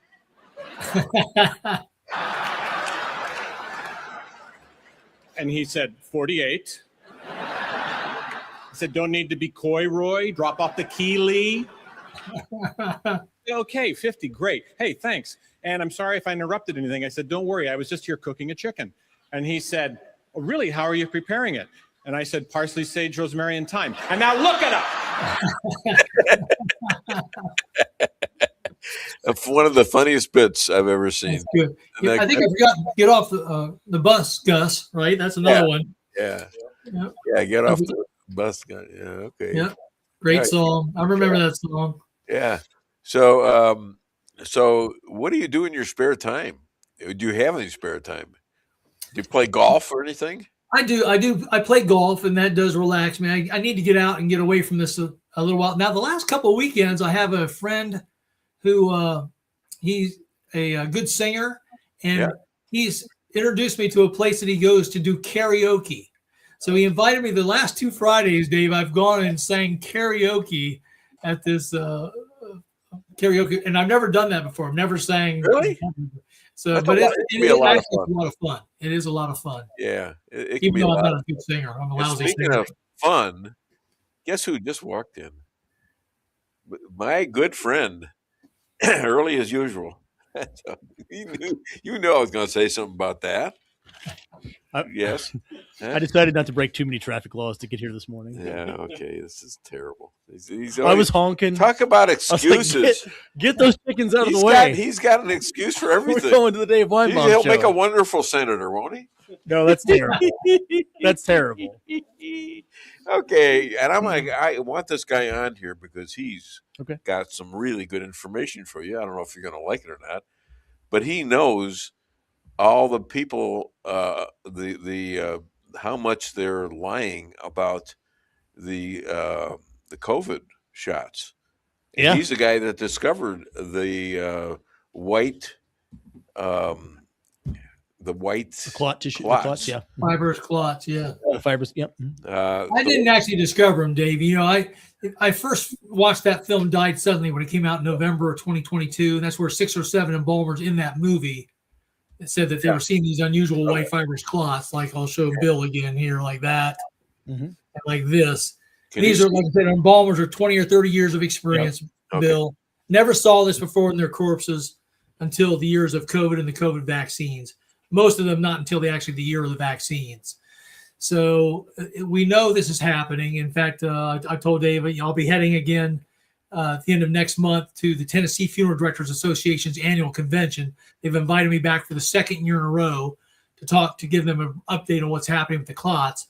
I've been running these worldwide surveys the last 4 years, and the embalmers, Bill, have been seeing these clots in anywhere between 20 to 30% of their corpses. So this is not a rare phenomenon. These things are quite prevalent, and it makes you wonder if that's what's in the dead. Well, what percentage of the living are walking right now with these clots forming inside them to the point where they eventually will block a blood vessel and give you a And stroke or heart attack. how many of these situations now are being reported as COVID and so not something else as well? Because that's got to be a big percentage of that.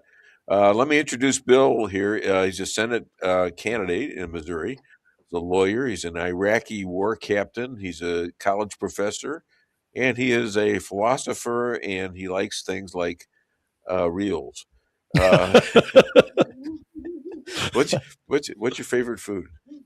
Never mind. McDonald's. There you go. See, see how he gets his votes. This is So great. Bill's taking a lot of shots. Pander for the McChickens. Please welcome Bill Hardwick from Waynesville, Missouri. Oh my goodness! Thank you. Yeah, all right. It took forever to wrangle this No, crowd. I can't offer them to pay them extra money because you guys are sitting on me over there, in the house. So, anyways, yeah, I mean, you got to pay people overtime, don't you?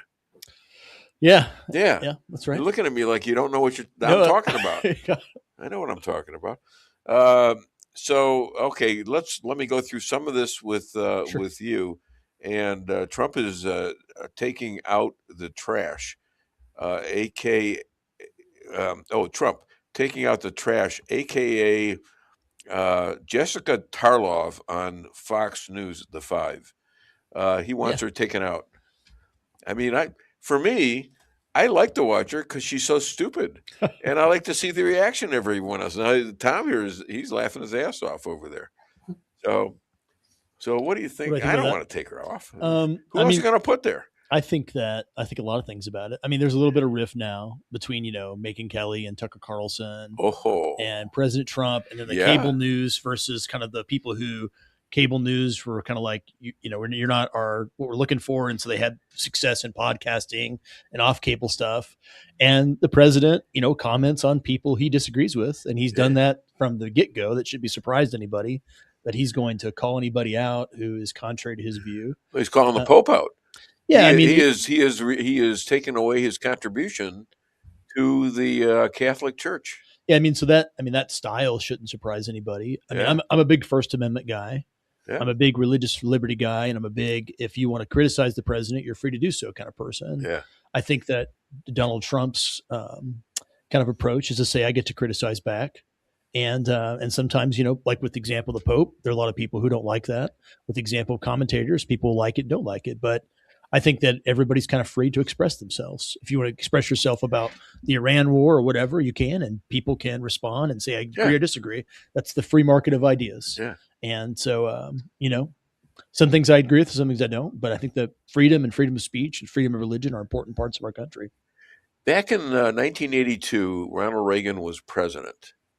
Right. And what event happened there from Hezbollah in Lebanon? That was in 83. The 83, the bombing okay. of the barracks. Yeah. And how many I had a drill US sergeant. Yeah. I had a drill sergeant who was there. Yeah. I was in basic training. His name was Patrick Mickerlane. He was a Marine when he was a young man, and he, I guess the building collapsed and hit him in the back, and he was injured.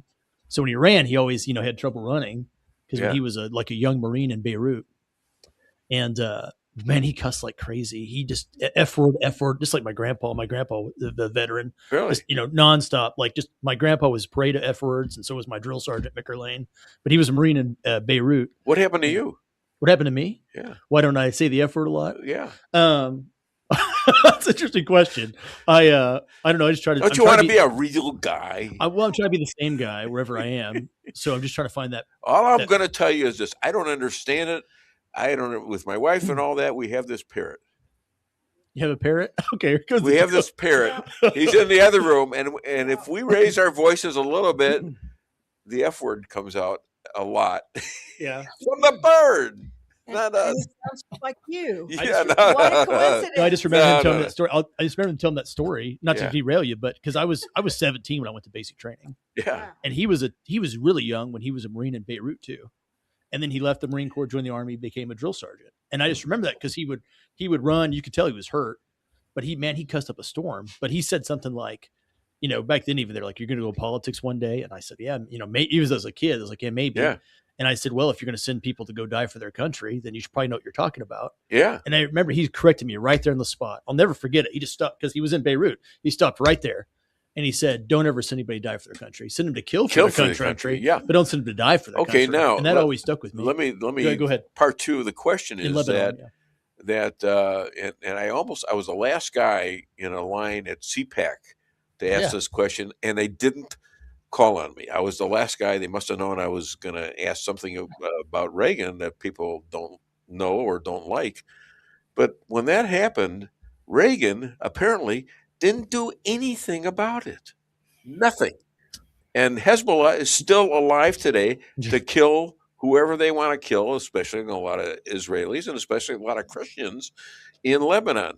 So please comment on it. What would you have done if you were in that position? Sure. Okay. But I want to make this point. And somebody asked me yesterday who my two favorite politicians in my lifetime are.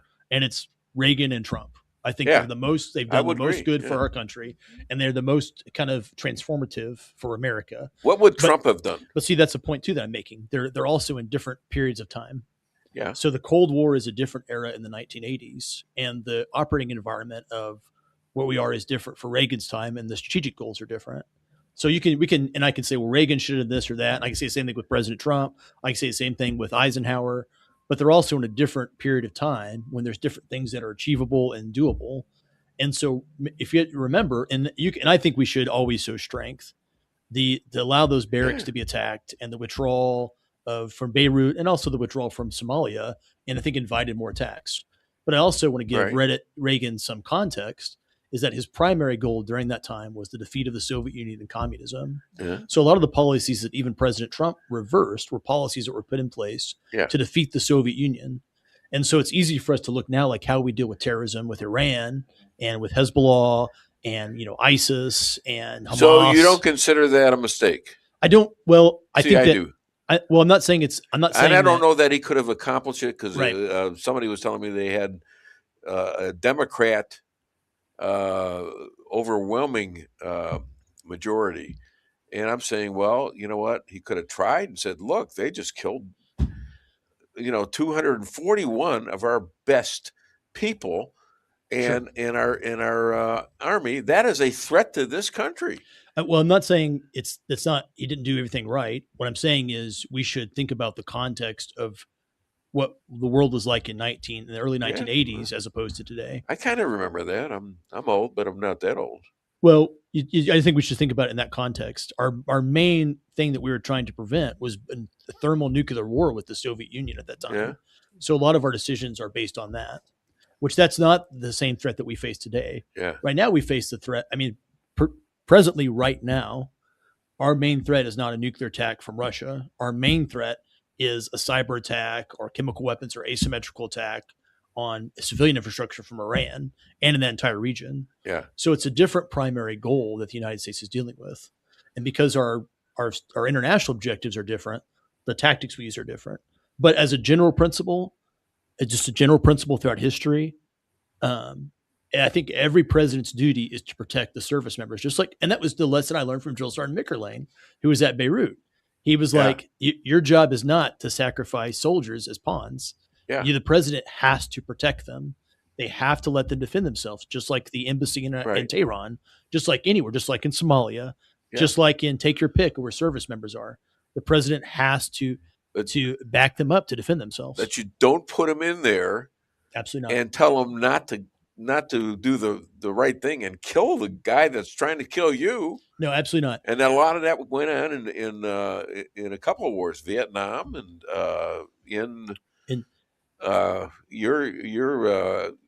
what was the name of the country again? I was in Iraq. I was in Operation Iraqi Freedom. And were you ever given the orders that hey, lay back here if you get shot on, or something? Yeah, but we did. So I did a lot of creative things too. So we had. Did you disobey? Sometimes, if I thought that somebody was going to die, I would disobey. Exactly. That's my moral framework. If I'm trying to save a soldier's life, and I knew I could save his life by disobeying an order, then I would save my soldier's life. But my main goal was to protect my soldiers. But we did something interesting. I was telling my brother about it when we went. There was a period. It was April 2008. We go into Sadr City every day, and we get into an ambush, and there'd be an IED attack that would attack one of our front vehicles. Would get destroyed. Yeah. And we'd fight it's called the complex attack, when something blows up and then they start shooting at you. Yeah. And then we'd fight back. In other words, it would stop the. Yeah, they would. So there'd be an explosion that would stop your patrol. And then when you'd stop and you're trying to tend to the vehicle that got hit, then people would start shooting at you. And it's called the complex attack. Right. Stops you in your tracks, then you're in a kill box. Yeah. So we would basically firefight that till we withdrew back. And so then the theater commander said we couldn't just fire into a street. But what they would do is in Iraq, they would have like a thing like this, and it would be full of C4, and it would be a shape charge, maybe bigger than this, maybe about this. He's size. Holding a Kleenex box. Well, it would look like this, but it would be painted like concrete or asphalt. Yeah. And it would be put into the side of the road, and you couldn't tell what it was. All sorts of things in it, right? And it could penetrate your armor. Screws or shape charges from Iran. They were Iranian manufactured, and they were funneling them into Iraq. So the Iranians were creating those munitions even back then. So I was just a lieutenant then, but I said, what I want to do is start firing our crew serve weapons down the street and see what happens. And they said, you can't do that. And we said, well, we're getting blown up like every night. Yeah. So we're going to do that. So we did that. And we just go down the street. It was a route copper. We'd fire the crew serve weapons and things would just blow up. Can you imagine? It's like going down the street. We just shoot our guns into the street.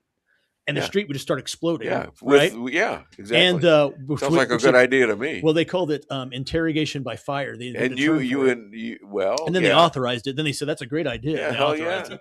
But so I was like, I just don't want to die, you know, and I don't want my soldiers to die. But anyway, I can tell more stories. Tom is Air Force. Oh yeah, cool. I do have a question for Bill. You know, we've got an internal threat here at home too, and you see the families splitting apart. You see less young people getting married, having children.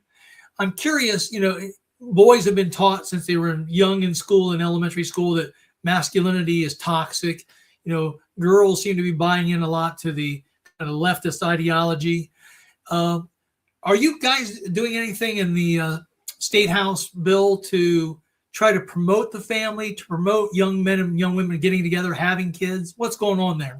I mean, there's a fatherhood bill that's promoting fatherhood. There's there's changes to divorce law and custody law that I think stop encouraging families to come apart. And I know that's sad. Some families, a lot of people experience, we all can experience families that fell apart. But if you ask me personally what I think the government's not the solution to the lack of fatherhood and masculinity. I think men are the solution to the lack of masculinity. They say toxic masculinity. And for years, I've been trying to define what masculinity is.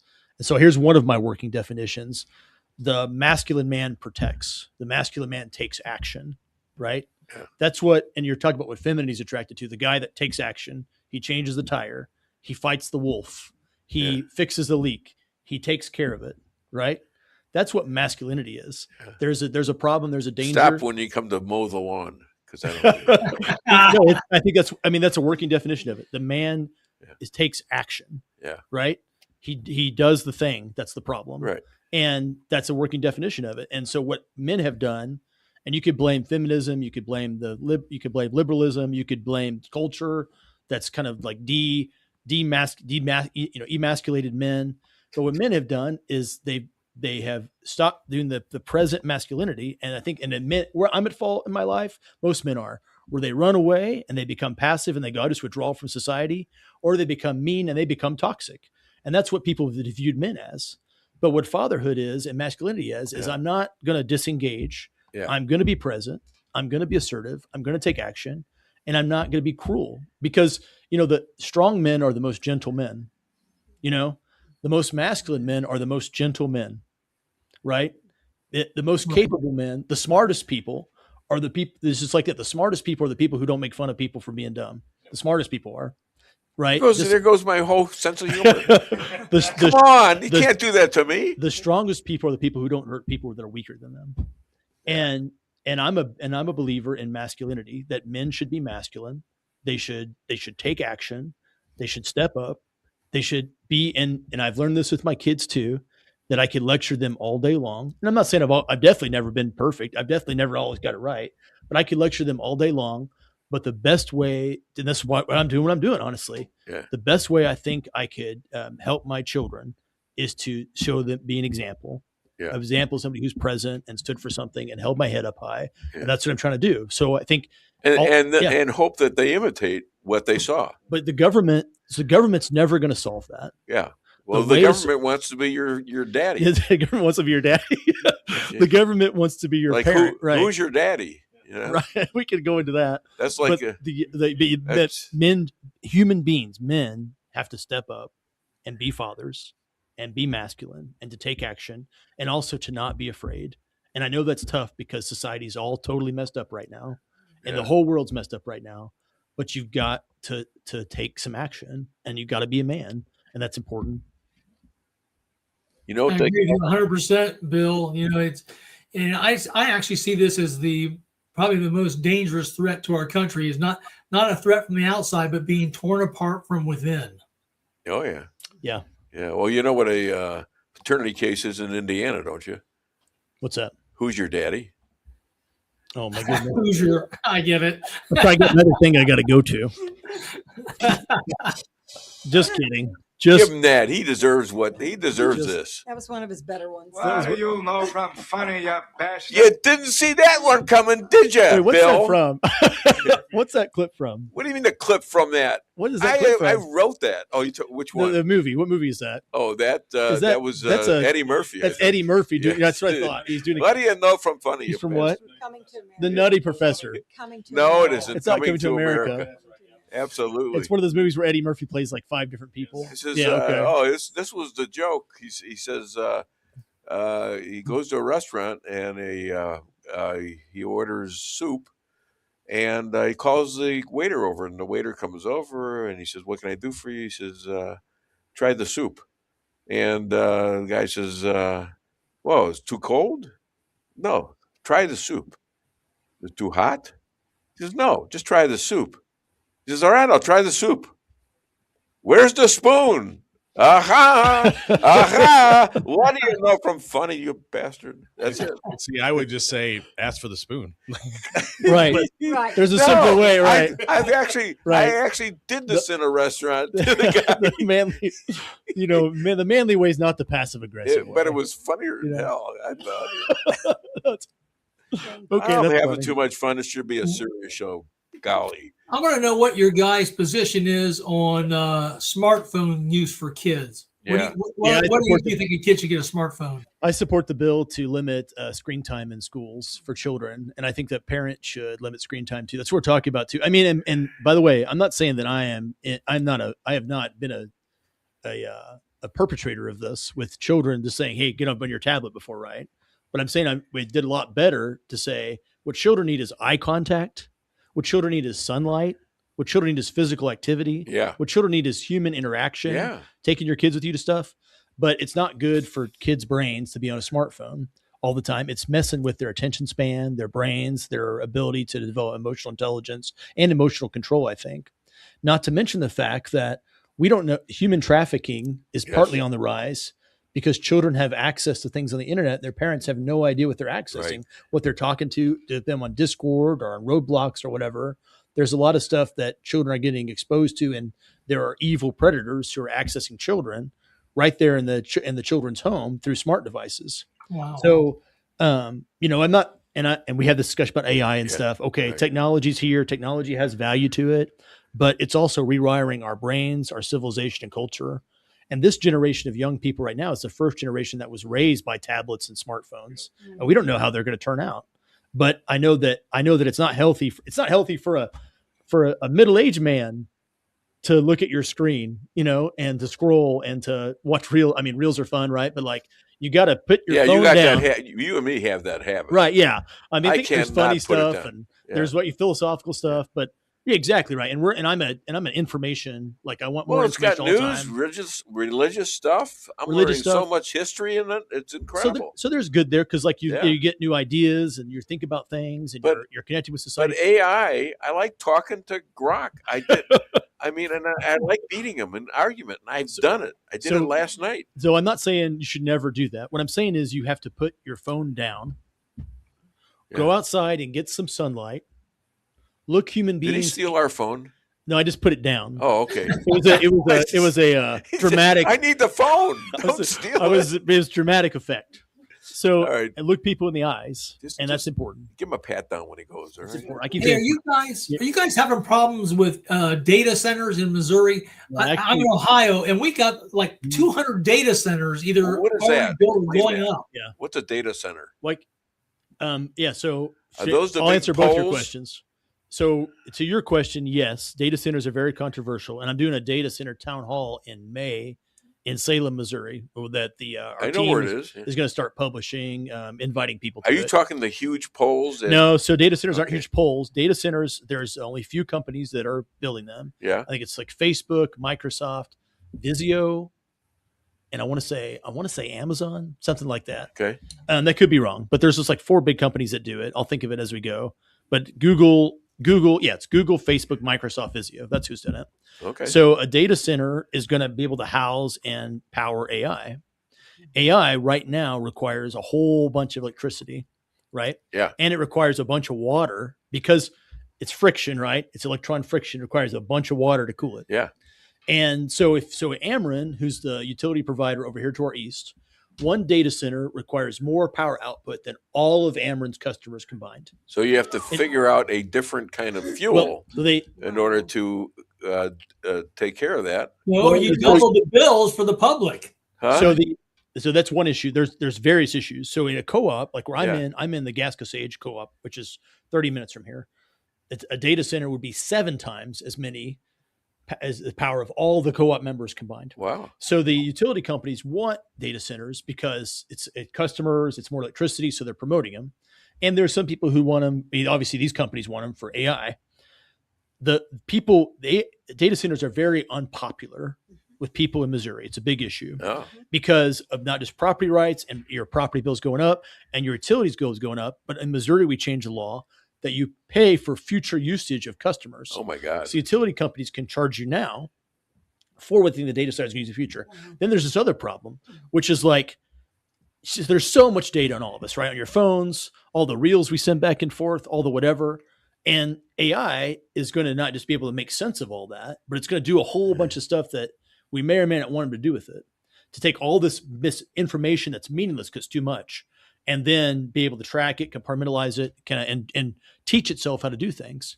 So a lot of people are worried about that the data centers not only are taking your water, changing your property rights, raising your utility bills, but they're the conduit, the fuel for which AI is going to basically take over your life and take all this data about you. Now, when you say take over your life, Create a surveillance state like in China. Yeah, you're calling like you control. Well, the government's going to control it. The government already does control our life. Just ask him, Tom. The government tried to take over your life, didn't they? Well, yeah, as you and Bill know, I was fired from my defense contractor job in 2021 for refusing to take the Joe Biden mandated COVID vaccine. Exactly. Well, I don't regret that decision one bit, but So you got tell me 2 kids that actually took the shot because they didn't want the aggravation. Exactly. Right? Yeah. I didn't take it either, and I don't regret it either. Okay, well, I guess this is a real party, but I think I might have to end it here because I got my next guest on, and we drank all the whiskey, so don't get jealous. You guys. Why did the umpire call everyone out? Why? He was all thumbs.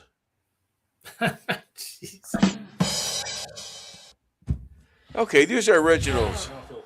Get your butt out of here. I better go. I got a thing. Yeah.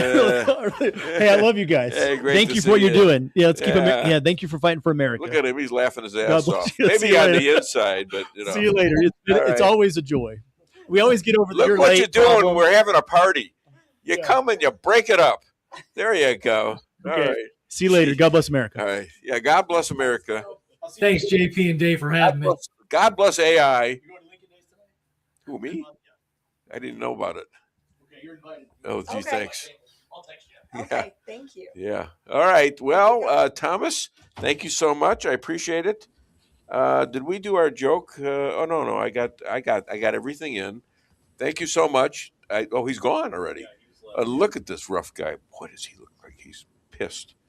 2 of the toughest Americans I've ever known defending their domicile with 1 handgun, 1 rifle from 350 BLM Antifa, and using 2 words that won the battle or imagined battle, private property, and they all left. Please welcome, all the way from St. Louis, Missouri, Mark and Pat McCloskeys. Now, are you in some kind of a cave? Is this a different room in your mansion there, or what? No, I'm out at my country house right now. I'm enjoying the beautiful spring day. It's feel like it's a nice opportunity to be out in the rugged wilderness of beautiful rural Missouri. Did you shoot any deer? No, we feed them. I feed 400 pounds of corn a week to the deer out here. Do you really? No. Does that? All the deer around me have disappeared, and I don't know. They're all over eating in my backyard. Well, apparently they send them up there in buses because that's kind of a long way to go, isn't there? I don't know. Hey, it's a deer bus. Huh? I think, they've given up busing for might as deer. well call it the hooker bus. What the hell? So there's a lot of infighting in Islam. Sharia versus Shia law, Jews, Talmud, Torah, Reform, and Christians fight each other like cats and dogs. They have different categories. Seems only the Jews keep most of the argument amongst themselves because we don't do any recruiting. Who are you going to recruit as a man by saying, by the way, we gotta take this little scissors and circumcise you? That's not a selling point, is it? Yeah, pretty young at the time. If you ask the kid, he's going to say, "Moyle, get the hell away from me." No, yeah. No moil for me. No moil.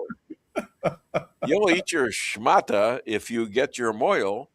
All right. Anyways, let's talk. And I know I got to bring this up because it's in the news. Let's talk about Pope Leo and one of his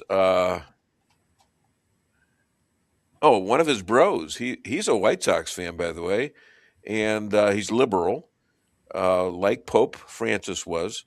And his bro is a Cubs fan and loves Trump and MAGA, and they're part Jewish. Did you know any of that? I knew the sports references. I probably am not the biggest fan of Pope Leo, but once again, the church has existed for 2,000 years through many popes, some of whom were maybe more political than theologians. But the bottom line is that, I'm pretty upset with Trump picking a battle with the Pope, pretty upset with people like Pete Hegseth asking, and Reverend Graham, right, praising war and fighting the Pope over peace. I mean, you can't find any place in the New Testament where Jesus said anything about the fighting wars for the benefit of warfare or killing people, and quite the opposite. He said, "Love your enemies." So, well, yeah, I think that Jesus was advising people when they knew they were going to be attacked to arm themselves. I think that's in the Bible somewhere, but try to settle it and talk it out before there's a war. As he's being arrested in the Garden of Gethsemane, one of the disciples pulls a sword and cuts off one of the ears of the people that came to arrest Jesus, and Jesus reattaches the ear and tells him not to raise arms. I mean, but all of the Sermon on the Mount in Matthew is all about loving your enemies as yourself. That blessed is a peacemaker. Nothing about the using God as an excuse to go out and kill people. Well, that comes from God advising the Jews too, and the Old Testament is all about a God of conquest and death and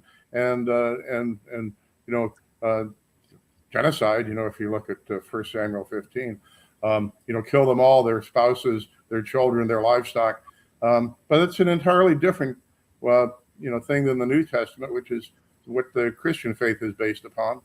For example, you read Matthew, and it's an entirely different religion.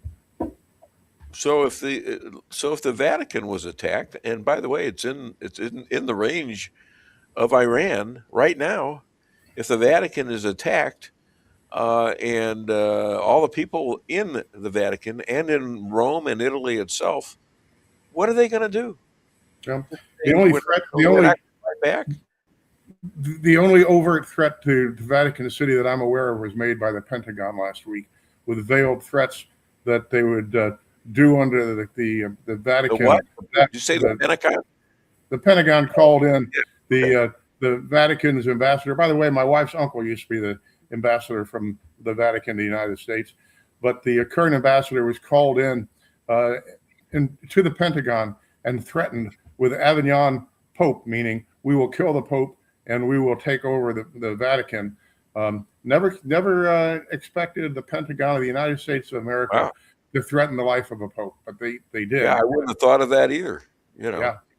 I think it was a wise move for him to go in there and rake Trump over this, because they killed like 3,000 Americans over the years. They've always said recently 15,000 and 2015 or so, about 15 years, talking about we got the bombs and we're going to use them, and we got the little bomb for Israel and the little one and the bigger ones for America.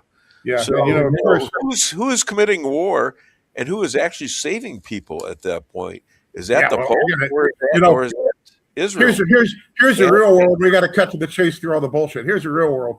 The United States attacked an unprovoked attack on a neutral third country that had no nuclear weapons, had no threat of nuclear weapons. The people that our government put in place to assess whether or not Iran had a nuclear program, meaning Tulsi Gabbard and Joe Kent, both said that there was no nuclear program. There was no intent to restart a nuclear program. So what does the president do? The president comes on television the next day and says, the people that I appointed to advise me on global threats don't know what the hell they're talking about. Don't listen to them. I know more because I got my intelligence from Benjamin Netanyahu, and I'm going to go kill thousands and potentially millions of Iranians because Benjamin Netanyahu said two things to me. One is that there were two attempts in my life based on Iranian influence. This Crooks guy, he's an Iranian agent, such crap. And the other is we need to go and start a war against Iran because they're 2 weeks away from a nuclear weapon, just like they've been 2 weeks away for 40 years.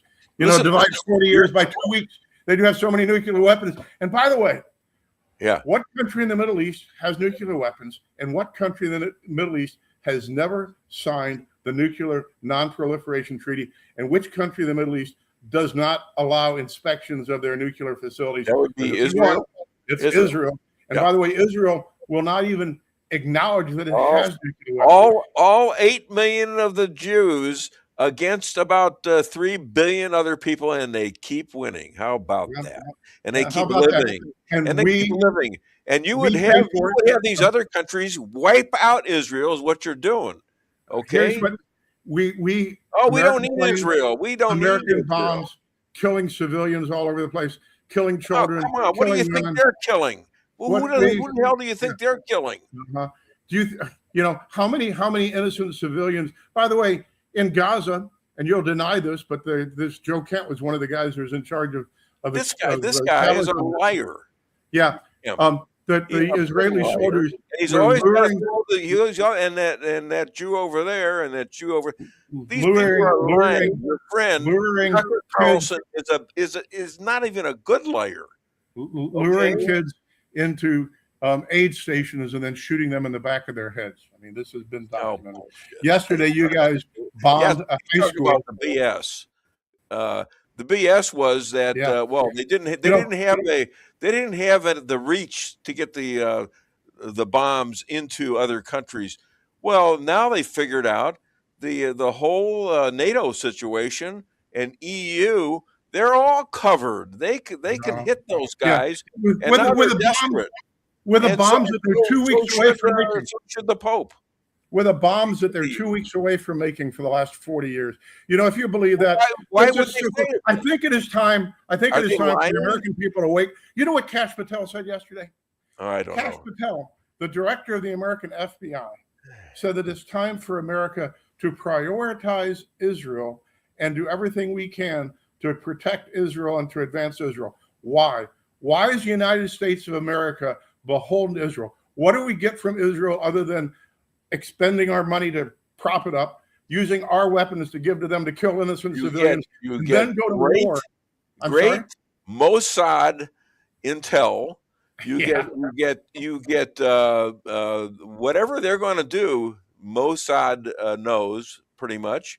You're getting weaponry like the United States hasn't had. Whatever they give to Israel, they got to buy the stuff in the USA, and they make the stuff work. Look at the Iron Dome, for God's sakes. Reagan wanted to put that in the United States, and the Israelis took it and ran with it, and now they can't hit their targets. And so, if you're telling me that we ought to be happy to have in the United States, in my opinion, if you're telling me what the hell is Palestine or not Palestine? How did Gaza contribute to the United States? How did all those Muslim countries get defeated by one little country with 8 million Jews in it? Imagine that. All through history. Well, right now, if you're going to tell me, could it be 1 minute? Just could it be because God loves his people and we are his people? You have just become the most extreme form of racist. I've heard everybody say this for the last 2 weeks. We are Jews. We are God's chosen people. We're better than you dumbass Goyim. And Goyim. Don't put words in my mouth. Goyim exists to serve. It is in the Bible. There's 14 of these. There's 10 commandments. And you really believe that as a chosen people, God, you're superior. I'm the only God, and you cannot pray to any other God. Okay. Do you really believe under that? Do you really believe that the Jews are the chosen people of God? Yeah. Do you believe that makes them superior to the goyim, the non-Jews? No. Okay. How can you be the chosen people of God? When it says in Genesis, getting along with everybody, but it makes them firm in the fact that you're laughing at me, aren't you? I see. I am laughing at you. Yeah, there's no logic behind what you say. I don't care. You probably have 80% of America laughing at you. So I don't care. This is what I believe. I believe it. I want to be your friend. I want good things for you. I want to be friends with everybody. And right now you're acting like I'm some kind of a racist. That's fine. You can call me whatever you want. You call me a racist. I know what I am. On the show. What? So here's the thing. Let me ask you a question. Sure. We're right now in the middle of 8 days of memorial for the Holocaust, right? They had a menorah lighting in D.C. a couple of days ago where American soldiers in uniform say, "I remember." So I ask this question all the time. In the same period of time when the Holocaust was going on in Germany, Stalin was killing many more millions of Russians. In our lifetime, in the last 70 years, I'm 70, in my 70th year now, Mao killed 10 times as many Chinese as Hitler killed Jews. How come we don't have Chinese Memorial Day? If Mao killed 10 times as many Chinese as Hitler killed Jews, how come we don't have 80 days of remembrance for the Chinese? How come 2 days ago, Vladimir I think we got a point. Go ahead and celebrate. 2 days ago, yes. 2 days ago, Vladimir it came from their countries. Their countries killed their own people. Yeah. It was a little different when France and the United States were sending Jews to their death knowingly by sending big vessels of Jews and sending them back to die in the camps. The gas cans and the. So I'm going to get two things here. Where does that make me a racist? That's garbage. Because you believe as a Jew you've got a special commission from God. When it says in the Genesis that man was given dominion over the birds of the air and the beasts of the field, that in the minds of the children of God, that those who are not the children of God are part of those beasts of the field over whom God has given them dominion.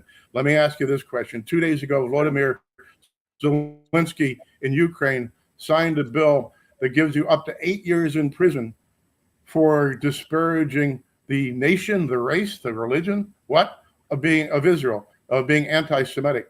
And what other country, what other subset of human beings has laws where, like all in Europe, and in Canada and in Australia and soon to be in the United States of America, it's a crime to be anti-Semitic, but it's not a crime to be anti-Catholic. It's not a crime to be anti-Canadian. It's not a crime to be anti-Ireland. It's only a crime to be anti-Israel. To be anti-black. It's a pretty. You can see the anti-Asian. You can be anti-black.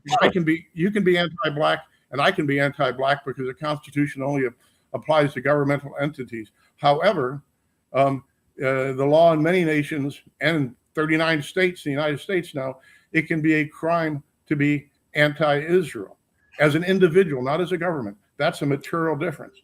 And so when you have laws that protect my advice to that, I don't care about that, because you know what, I really don't, because what I tell the rabbi, and what I believe is that if you get a country that harbors going out and killing its Jews like they did in Australia a couple of months ago, and nobody came to save them, celebrating Hanukkah, and all these Jews and children got shot down, and the prime minister didn't say anything except, well, we shouldn't have guns.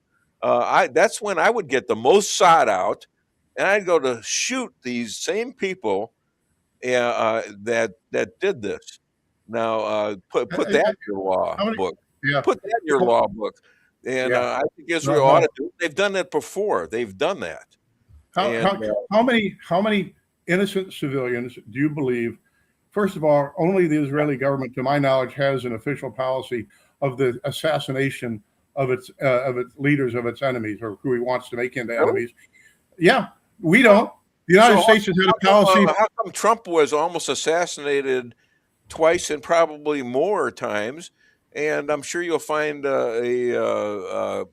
some evidence from Tehran, Iran, and whoever else is in the Muslim party. So do you think Muslims are racist? Yeah, Mr. Crooks, he was an Iranian asset. This 20-year-old loser living in his basement, he was an Iranian asset. Only Benjamin Netanyahu could come up with that and sell that to President Trump. But he had, and I think Trump believed it. I don't know who you're talking about. The guy in Butler, Pennsylvania that shot at President Trump. Crooks? Yeah. It's Crooks. And we're supposed to believe. You don't think? Well, yeah, you don't think that was real, right? You don't think that? No, was, I don't know. He's a patsy, is that right? Well, yeah, no question. So in other words, the FBI is lying about it. Everybody's lying about this. This kid was buried and all that. No, he was not buried. He was cremated before his body could be examined. Yeah, I got questions about that too. The roof was washed down, just like Charlie Kirk's shooting, where this crime scene is buried under concrete, where the FBI says after 10 hours, nothing more to be looked at here. We know everything. Yeah. Never. I have trouble with that one too. Yeah. But now they got in a world, we're now facing this situation, Dave, and I think you'll agree with me on this one. Okay. We're in a world where everything is lies. Our government lies to us. The Israeli government lies to us. The Iranian government lies to us. There's no such thing. There's not Walter Cronkite and Dan Rather anymore. You've got propagandists. I think they lied too. Open propagandists that make no pretense of neutrality. They only sell their political position.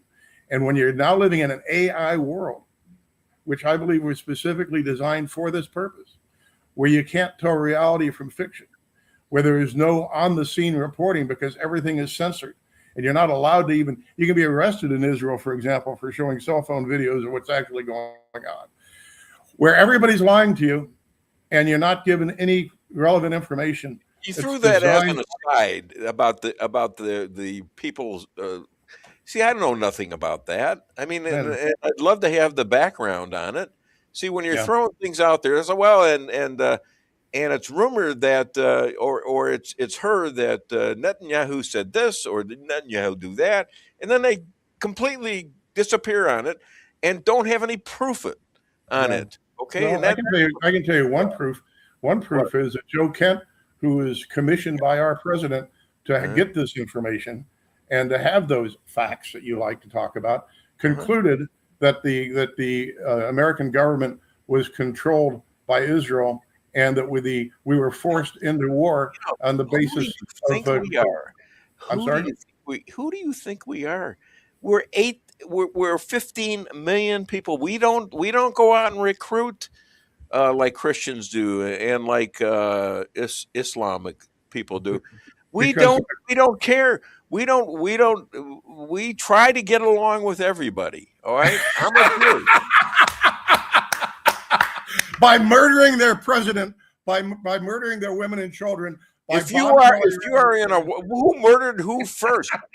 By coercing the United States. Go back go to into Iran and bomb the crap out of the place. And look what they did to Israel. Look what they did to Israel. Look what they did to the people there. This Israeli overlords. And you know what?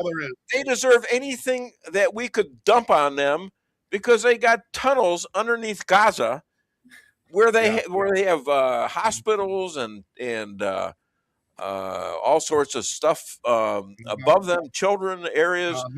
And Iran's 2 weeks away from a nuclear weapon. That's what they did with it, and they're still doing it. How about the Christian state of Lebanon that's got a Christian president, and now the Israelis are murdering women and children and engaging in ethnic cleansing, forcing all the Lebanese out of everything beneath the Hezbollah has been dumping bombs in local areas of Israel. Why don't why are you laughing? Is this funny for you? No, because it is not real. Because no one does the comparison. I was watching the news. By the way, they're about to sign a deal in Lebanon because the Lebanon Christian who's running the country hates Hezbollah. He hates them. Okay. Sure. So we have things you're leaving out. Let's turn the tables. Let's say let's say that there are some anti-Israel activists in Washington D.C. Let's blow Washington D.C. Let's blow Washington D.C. flat, like the Israelis have done to Gaza. Let's kill hundreds of thousands of people. Blow Gaza City. Blow Washington D.C. absolutely flat. Excuse me, they didn't start the war. Yeah, I know. Benjamin Netanyahu. They're having a festival. They got 1,300 or 1,200 people killed there. And what do you want them to do? Lay down and die? Is that what you're saying? You should go lay down and die. You know what you sound like? You sound like Hitler. Send them to the gas chamber. We won't have to bother them anymore. How about a measured response? How about a reasonable response instead of genocide and the extermination of an entire people and the destruction? They do that. What would be your better response? What would you do? Well, I'd find out. Let's do it this way. We had this conversation 2 years ago or more. We both agreed that October 7th couldn't have happened without the Israeli government either being behind it or turning a blind eye to it. I never agreed to that. I never agreed to that. I agreed to the fact that there was something missing there that they should have done. And Netanyahu says, I agree. We weren't aware enough. Okay. Yeah. Are you trying to say that Israel got his own people killed? Is that what you're trying to say? You know, for a bloodthirsty monster like Bibi Netanyahu killing 1,200 of his own citizens when he's killing hundreds of thousands of innocents around the world. You know, if you don't believe that the government kills its own citizens, then I've got a bridge to sell you. These people are 1,300 of them, men, women, and children, children with their heads cut off. Yeah, Israel did that to each other. Yeah, okay. See, that's real anti-Semitism right there, buddy. I know you say you're not anti-Semitic, but that is a low blow. And you how many children do you think? How many children do you think Israel's killed in Gaza? How many children's heads have been blown off? How many children died in Israel at the attack? And what are you talking about? When they hide in tower, they hide. You know they have the tunnels, right? Nobody's denied that they have these tunnels.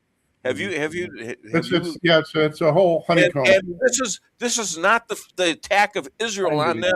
They were in a ceasefire, my friend.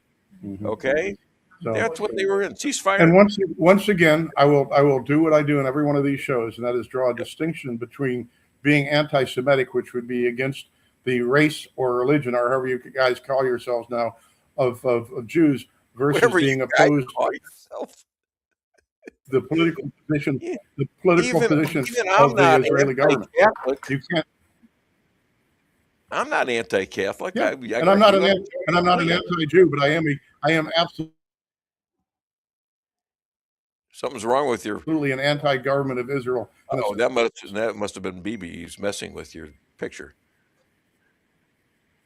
Yeah, he probably is. Or the NSA. You know, the NSA dumps all its raw surveillance of American citizens on the Mossad, gives them the illegally obtained surveillance of American citizens. They give all that raw data to the Mossad. Prove it. Prove it. All right. Well, you know, the director of the CIA and the former director of national security. I can say the FBI. The FBI is watching your house right now. You know, who knows? Sure, absolutely. I can't prove it though. I'm not going to throw things about it. You know, but I know a few things in my life. All right, you're not. I can't hear you. Yeah, this is wrong because I can't give you my joke. The all thumbs. Your Wi-Fi is going crazy. Okay, and I didn't do it. Okay. Are you okay now? Yeah. Can you talk? Are you there? Yeah, I'm here. Yeah. Okay. Did I miss your joke? I'm sorry. I have to give you one to get off the air pretty soon. Go ahead. Go ahead. Let's close it off. Golly. Other than the DW show, where can people find and hire you? And Well, Pat. I see Pat is there because you must be talking to her. McCloskeys.com. And the email is McCloskeys@AOL.com. And you can catch my old shows on Rumble. I'm probably going to gear up again now and start broadcasting again. Oh, that's great. All right. Give and you'll be my first guest. Really? Oh, God. Sure. I don't know how to do that. Yeah, you can beat up on me on your show. And vice versa. All right. Well, you know what? I can't really go into this joke because it's. Can you go? Can you play? It's too long. I got 20 seconds, so I can't do it. No. Dang it! And that guy was counting on me to put that joke in. Doug Atkins had a great joke. I'll play it next week. Where's the clock so I can get out of here with some dignity? All right. Listen, I appreciate you. I love you as a person, not so much as a well, whatever. And I'll be here with another edition of the Dave Weinbaum Show, God willing, next week. It's always a highlight of my week, Dave. I know. I bet you. Yeah.